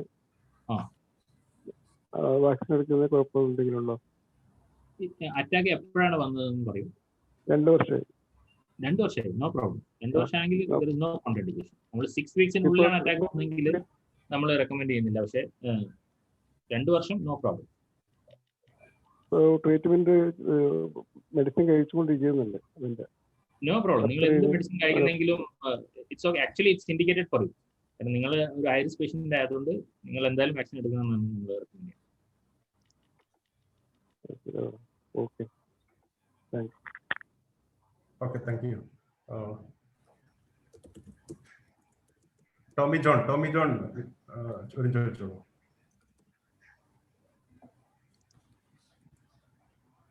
Tomy John ഓൺലൈനിലുണ്ടോ? Hello, കേൾക്കാമോ sir? Hello doctor, video on ആക്കാമോ Tommy? Can you please video ഒന്ന് ഓൺ ആക്കാമോ? കുറച്ചുകൂടെ സൗകര്യമായിരിക്കും, ഡോക്ടറിനും കാണാനും മനസ്സിലാക്കാനും പറ്റുമല്ലോ. ഡോക്ടർ, പറയൂ, കേൾക്കുന്നുണ്ട്. ചിലരിൽ വാക്സിൻ എടുത്തിട്ട് ശേഷം യാതൊരു റിയാക്ഷൻ ഒന്നും കാണാറില്ല. അതിന്റെ അർത്ഥം അവരിലെ ഇത് എഫക്റ്റീവ് അല്ല എന്നാണോ? അങ്ങനെ എന്തെങ്കിലും ഉണ്ടോ? ഇല്ല, അങ്ങനെ തീർച്ചയായിട്ടും അല്ല. അത് ബോഡി എക്സാമ്പിൾ, ചില ആൾക്കാർക്ക് അസുഖം വന്നാൽ നല്ല ശക്തമായ പനി വരും, ചില ആൾക്കാരിൽ പനി വരികയില്ല. പക്ഷെ നേരെ കുറച്ച് നമ്മൾ ലാബ് ടെസ്റ്റ് ചെയ്യുമ്പോൾ പനി വരാത്ത ആൾക്കാരിലായിരിക്കും കൂടുതൽ ഇൻഫെക്ഷൻ ഉണ്ടാവും. അതിപ്പോൾ കൊറോണയുടെ കാര്യത്തിലും അത് സത്യമാണ്. നിങ്ങൾ ചില ആൾക്കാരിൽ കണ്ടു കഴിഞ്ഞാൽ ഒരു സിംറ്റംസും ഉണ്ടാവില്ല, നേരെ കുറച്ച് എക്സ്റേ എടുക്കുമ്പോൾ 2 സൈഡിൽ മോഡി വന്നിട്ടുണ്ട്, ഭയങ്കര സീരിയസ് ആയി സിക്കാണ്, അഡ്മിറ്റ് ചെയ്യണം. അത് ബോഡി, നമ്മൾ ഓരോ മാർക്കേഴ്സിന് ബോഡിയുടെ റെസ്പോൺസ് അനുസരിച്ചിട്ടാണ് ഈ പനി വരുന്നത്, സിംറ്റംസ് വരുന്നത്. ഈ പനിയും സിംറ്റംസ് ഒക്കെ വരുന്ന ആൾക്കാരുടെ ബോഡി കുറച്ചും കൂടെ ഹൈപ്പർ സെൻസിറ്റീവ് ആണ്. അവർ എല്ലാ കാര്യത്തിലും കൂടുതൽ ഹൈപ്പർ സെൻസിറ്റീവ് ആയിട്ടുള്ള ആൾക്കാരായിരുന്നു. നേരെ കുറച്ച് അങ്ങനത്തെ ആൾക്കാരാണ് കുറച്ചുകൂടെ സേഫ്, മറ്റേ ആൾക്കാരാണ് കുറച്ചുകൂടെ ഡേഞ്ചർ. വെച്ചാൽ പെട്ടെന്ന് അത്ര റെസ്പോൺസ് വരാത്ത ആൾക്കാർക്ക് നല്ല സിവിയർ ആയിട്ടുള്ള സംഭവം വരുമ്പോഴേ ബോഡി റെസ്പോണ്ട് ചെയ്യുള്ളൂ. അത് ശരിക്കും പറഞ്ഞാൽ അതൊരു ബാക്ക് റേറ്റ് ആണ്. പിന്നെ ഒരു സംശയം, എന്റെ മദറിന്റെ പിത്തസഞ്ചി റിമൂവ് ചെയ്താണ്, അവർക്ക് വാക്സിനേഷൻ എടുത്താൽ എന്തെങ്കിലും കുഴപ്പമുണ്ടോ? ഒരു കുഴപ്പമില്ല, തീർച്ചയായിട്ടും എടുക്കും. Thank you doctor. Thank you doctor. മറ്റൊരു ചോദ്യം ഓക്സ്ഫോർഡ് വാക്സിനെ പറ്റിയാണ്. Today there was a news from MOH stating it is more efficient to give second dose after 3 months. Is it true? അതാണ് ബേസിക്കലി ആ ഒരു പൈലറ്റ് സ്റ്റഡി വന്നതിന്റെ അടിസ്ഥാനത്തിലാണ് അങ്ങനെ ഒരു സ്റ്റഡി അവർ പുറത്തു വിട്ടത്. അതെന്ന് വെച്ചാൽ ഇപ്പം ഈ 4 വീക്സിൽ അതിന്റെ ഇമ്മ്യൂണോജനിസിറ്റി അവർ പറയുന്നത് 70% ആണ്. 3 months മച്ച് മോർ ഹയർ, അതിന്റെ ഇമ്മ്യൂണോജനിസിറ്റി കുറച്ചും കൂടെ കൂടുതൽ കിട്ടുന്നുണ്ട് എന്നുള്ള ഒരു അടിസ്ഥാനത്തിലാണ് അവരങ്ങനെ പറയുന്നത്. പക്ഷെ നമ്മളൊരു ബേസിക് കൺസെപ്റ്റ് ഓഫ് ഹേർഡ് ഇമ്മ്യൂണിറ്റിക്ക് അഗെയിൻസ്റ്റ് ആണ് ഇത്. അതുകൊണ്ടാണ് ഹേർഡ് ഇമ്മ്യൂണിറ്റിയിൽ നമ്മൾ ചെയ്യുന്നത് എന്ന് വെച്ച് കഴിഞ്ഞാൽ കുറഞ്ഞ ടൈം സ്പാൻ കൊണ്ട് മാക്സിമം ആൾക്കാരെ ഇമ്മ്യൂണൈസ് ചെയ്യുക എന്നുള്ളതാണ്. അപ്പോൾ 3 months എന്ന് പറഞ്ഞു കഴിഞ്ഞാൽ നമുക്ക് ആ ഒരു കൺസെപ്റ്റ് ഉണ്ടാക്കിയെടുക്കാൻ ടൈം കൂടുതലാണ്. ആ സമയത്ത് വൈറസ് മ്യൂട്ടേറ്റ് ചെയ്യാനുള്ള സാധ്യതയുണ്ട്. അപ്പോൾ പിന്നെ ഫസ്റ്റ് ഡോസ് എടുത്ത് സെക്കൻഡ് ഡോസ് എടുക്കുമ്പോഴേക്കും വൈറസ് മ്യൂട്ടേറ്റ് ചെയ്ത് കഴിഞ്ഞാൽ പിന്നെ വാക്സിൻ എഫക്റ്റീവ് അല്ലാതാവും എന്നുള്ളൊരു പ്രശ്നങ്ങളുണ്ട്. അപ്പോൾ MOH ഇപ്പോഴും 4 weeks ആണ് കൊടുക്കുന്നത്. സർക്കുലർ ആയിട്ട് നിങ്ങൾ ആ പറഞ്ഞ സെന്റൻസ് എനിക്ക് ക്ലിയർ ആയില്ല. MOH അങ്ങനെ ഒരു അതെ, പിന്നെ ഓൺലൈൻ പോർട്ടലൊക്കെ വന്നിട്ടുണ്ട്. പക്ഷേ അങ്ങനെ MOHന്റെ ഇപ്പോഴും അവർ എഴുതി കൊടുക്കുന്ന ടൈം 4 weeks കഴിഞ്ഞിട്ടാണ്, അല്ല 3 months അല്ല. അതൊരു പൈലറ്റ് സ്റ്റഡി വന്നതോടെ അത് MOH വന്ന ന്യൂസ് ആയിരിക്കാൻ സാധ്യതയില്ല. ഇങ്ങനെ മാധ്യമങ്ങളിൽ കാണുന്നുണ്ട്, ഞാനും കണ്ടു അത്. പക്ഷെ ഇപ്പോഴും ഇന്നലെയും വാക്സിൻ എടുത്ത ആൾക്കാർക്കൊക്കെ 4 weeks തന്നെയാണ് സെക്കൻഡ് ഡോസിന്റെ ടൈം കൊടുത്തിട്ടുള്ളത്. Okay, doctor, another question. This is for a person who had core decompression on both hips 2 years back due to avascular necrosis. One hip is okay, but the other one is deteriorated to stage 4. Might need a hip replacement in the near future. During the time of core decompression, both hips were in stage 2A. Is there any issue in taking the vaccine? Awaiting your valuable advice. Thank you. No, maybe absolutely. He's non-Malayalam. Yeah, absolutely. There is no contraindication in such case. No problem, right? Okay. No problem. Thank you, sir. വയസ്സ് 40, ഒക്ടോബറിൽ Covid വന്നുപോയി, vaccine എപ്പോൾ എടുക്കാൻ സാധിക്കും? I told you, technically. അതോട് ചേർത്ത് മറ്റൊരു ചോദ്യം കൂടി ഉണ്ട് സർ. കൊറോണ വന്നവർ പിന്നെ വാക്സിൻ എടുക്കേണ്ട ആവശ്യമുണ്ടോ? ഓൾറെഡി ആന്റിബോഡി അവരുടെ ശരീരത്തിൽ ഉണ്ടല്ലോ. Yes, this is also good question. ഇത് ഞാൻ പറയാം. നമ്മളിപ്പം രണ്ട് കാര്യങ്ങളാണ് അതിൽ ശ്രദ്ധിക്കുന്നത്. ഒന്ന് വെച്ച് കഴിഞ്ഞാൽ കൊറോണ വന്നു കഴിഞ്ഞ് സെക്കൻഡ് PCR നെഗറ്റീവ് ആയതിനു ശേഷം 2 വീക്സിന് ശേഷം നമുക്ക് സേഫ് ആയിട്ട് ഏത് വാക്സിൻ എടുക്കാം. There is no problem. Corona വന്ന ആൾക്ക് okay, you must be protected by antibody. അതുകൊണ്ടാണ് നമ്മളൊരു 3 months ഗ്യാപ്പ് അവർ കൊടുക്കുന്നത്. ആ 3 monthsന് അദ്ദേഹത്തിന് ആന്റിബോഡി എന്തായാലും അത്രയും ഹൈ ലെവലിൽ ഉണ്ടാവും അയാളുടെ ശരീരത്തിൽ. അതിനുശേഷം even if you take A single dose it will be booster for him. ഒരു ബൂസ്റ്റർ ഡോസ് പോലെയാണ് അത് പെരുമാറുക. അപ്പോൾ അതുകൊണ്ട് 3 monthsന് ശേഷം അയാൾ വാക്സിൻ എടുത്താൽ it's good for him. His immunity will last long.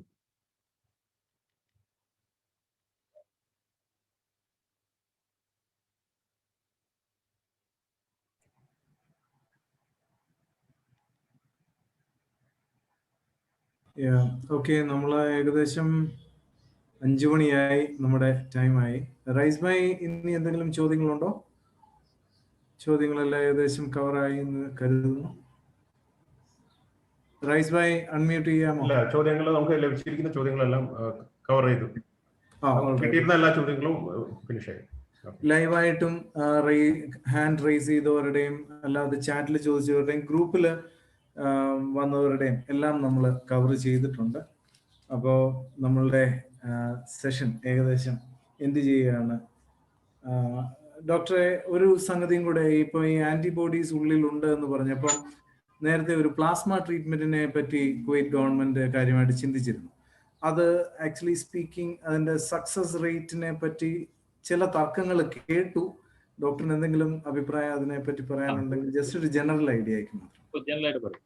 അതില് ഇതിപ്പോ വെച്ചാൽ നമ്മളെന്താ പറയുക, ലേണിംഗ് പ്രോസസ്സിലാണ് അത് മനസ്സിലാക്കുന്നത്. ഇപ്പോൾ ഇതൊരു പുതിയൊരു ഇൻഫെക്ഷനാണ്, നമ്മൾ കാര്യങ്ങൾ പഠിച്ചുകൊണ്ടിരിക്കുകയാണ്. ഇപ്പോൾ തുടക്കത്തിൽ നമ്മൾ പണ്ടത്തെ ഒരു ചിക്കൻ പോക്സ് അതുപോലെ മീസിൽസ് മംസിലൊക്കെ യൂസ് ചെയ്ത ഒരു ട്രീറ്റ്മെന്റ് സ്ട്രാറ്റജിയാണ് ഈ സീറം കൊടുക്കുക എന്നുള്ളത്. സീറം കൊടുക്കുക എന്നുള്ളത് ഉദ്ദേശിക്കുന്നത് ഇമ്മീഡിയറ്റ് ക്യൂർ ആയ ഒരാൾ 2 വീക്സിന് ശേഷം നമ്മൾ പ്ലാസ്മ എടുത്ത് അതിൽ മാക്സിമം ആന്റിബോഡി ലെവൽ ഒരു ക്രൂഷ്യൽ ലെവൽ കൂടുതലാണെങ്കിൽ അത് പേഷ്യന്റ് കുത്തിവെച്ച് ഇമ്മ്യൂണിറ്റി ഉണ്ടാക്കുക എന്നുള്ളത് ഒരു ഏജ് ഓൾഡ് കൺസെപ്റ്റാണ്, പുതിയ കൺസെപ്റ്റ് ഒന്നല്ല. പക്ഷേ കൊറോണയിൽ ഇത്രത്തോളം നടന്ന റാൻഡമൈസ് കൺട്രോൾ സ്റ്റൈലിൽ they didn't find any significant difference between who received serum, who didn't receive serum. രണ്ട് ഗ്രൂപ്പിൽ തമ്മിൽ ഒരു സിഗ്നിഫിക്കൻറ്റ് സ്റ്റാറ്റിക്കൽ ചെറിയ ഡിഫറൻസ് കണ്ടു, പക്ഷേ സ്റ്റാറ്റിക്കലി സിഗ്നിഫിക്കൻ്റ് ആയിട്ട് കണ്ടില്ല. അതുകൊണ്ട് ഇപ്പം റെക്കമെൻഡഡും അല്ല കൊടുക്കുന്നത് serum. Thank you four clarifying. കാരണം അതൊരു ചെറിയ സത്യമായിട്ട് ഇങ്ങനെ മനസ്സിൽ കിടന്നു.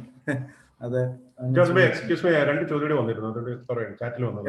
പ്ലീസ് പെട്ടെന്ന് അത് ലാസ്റ്റ് നമ്മൾ ക്ലോസ് ചെയ്യാണെന്നൊന്ന് പറയണേ. ഓക്കെ സർ, വാക്സിൻ എടുത്തു കഴിഞ്ഞു 2 വീക്സിനുള്ളിൽ എൻ്റെ ചില ഫ്രണ്ട്സിന് കോവിഡ്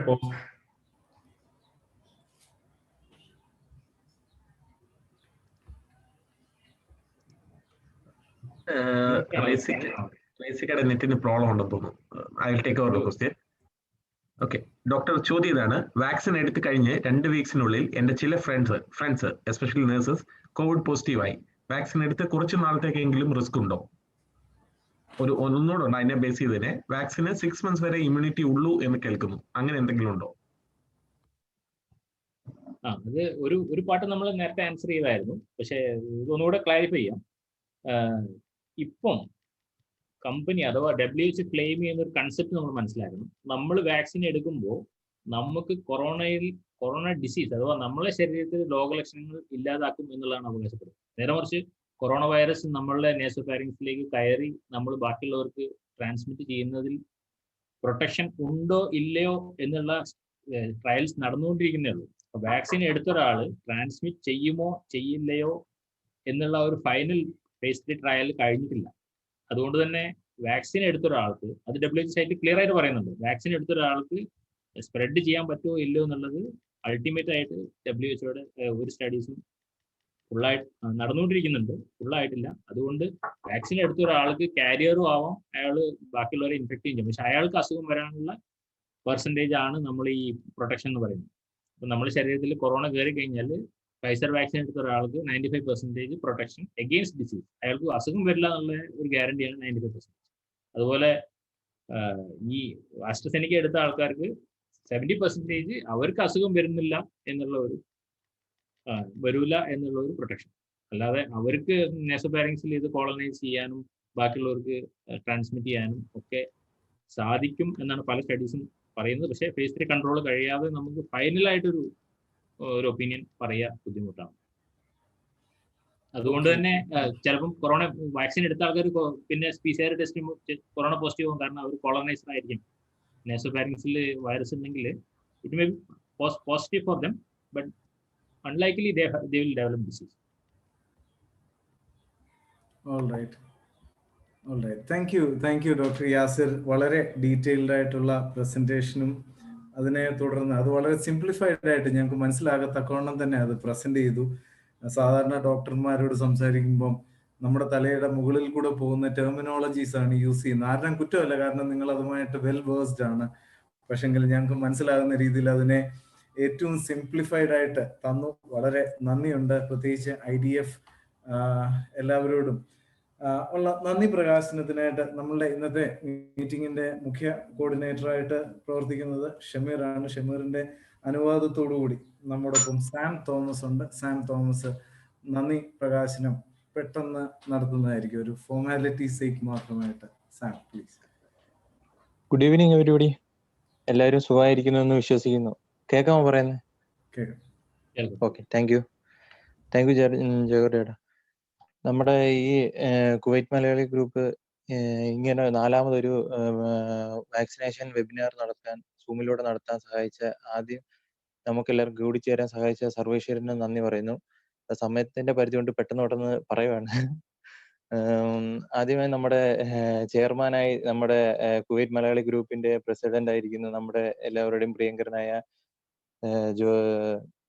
നമ്മുടെ ജോർജ് ഏട്ടൻ ആദ്യം താങ്ക്സ് അറിയിക്കുന്നു. അടുത്തതായി നമ്മുടെ എല്ലാവരെയും വെൽക്കം ചെയ്ത നമ്മുടെ പ്രിയങ്കരനായ നമ്മുടെ കുവൈറ്റ് മലയാളി അഡ്മിൻ, നമ്മുടെ ഡോക്ടറോട് കൂടിയായ ഡോക്ടർ അൽസദ ഹോസ്പിറ്റലിന്റെ ഡോക്ടറുമായ നമ്മുടെ ഡോക്ടർ പ്രിയങ്കരൻ, നമ്മുടെ ഹരീഷ് കുമാർ സാറിന് അതായത് നന്ദി അറിയിക്കുന്നു. അതായത് അതുപോലെ തന്നെ നമ്മുടെ ചീഫ് ഗസ്റ്റ് ആയിട്ട് നമ്മുടെ ഡോക്ടർ അമീർ അഹമ്മദ് സാറിന് ഇതുപോലെ സാറിന് നന്ദി അറിയിക്കുവാണ്. ഒറ്റവാക്കിലെല്ലാം നന്ദി പറയുവാണ് ഞാൻ. അതുപോലെ I really appreciate and thank Indian doctor forum president doctor Ameer Ahmed and organisation community welfare secretary of IDF Dr. Susuvarna Sujit and for connecting yourself with IDF, joining hands with Kuwait Malayali group for conducting such a wonderful webinar. Thank you, Doctor and Madams. Thank you. അടുത്തായി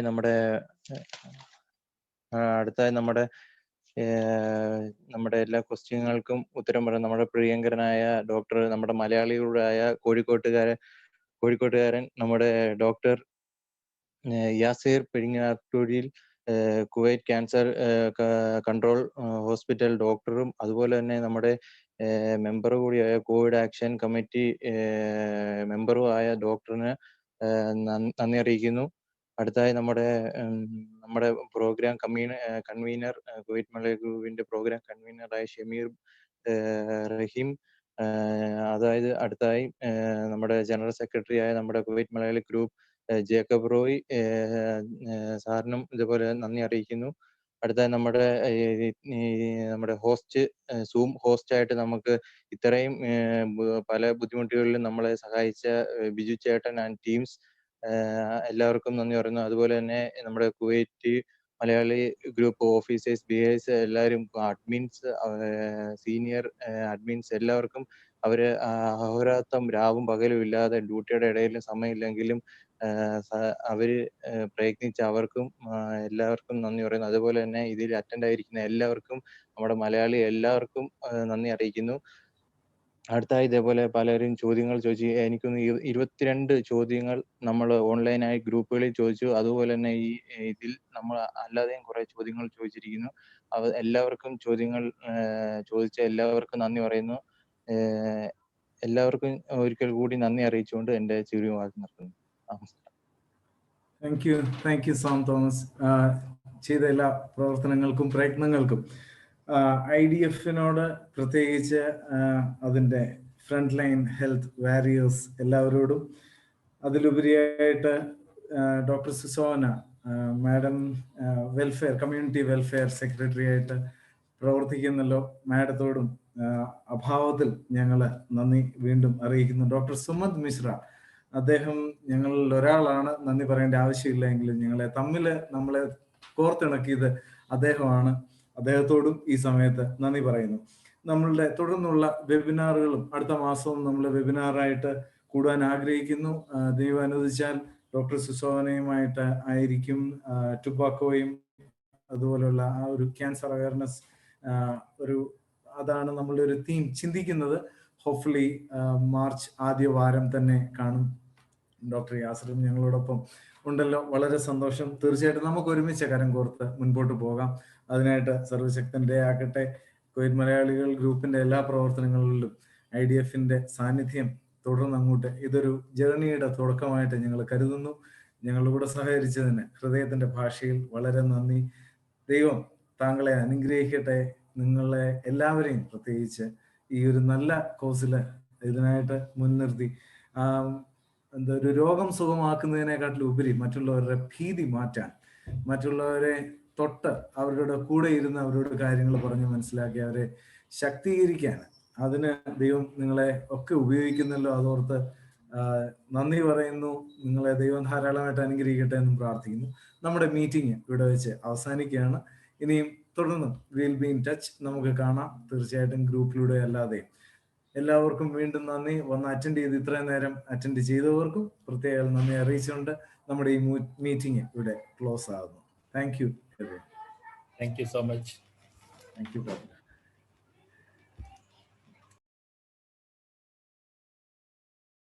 ജോർജേട്ടാ meeting എന്ത് ചെയ്യുവാണേ?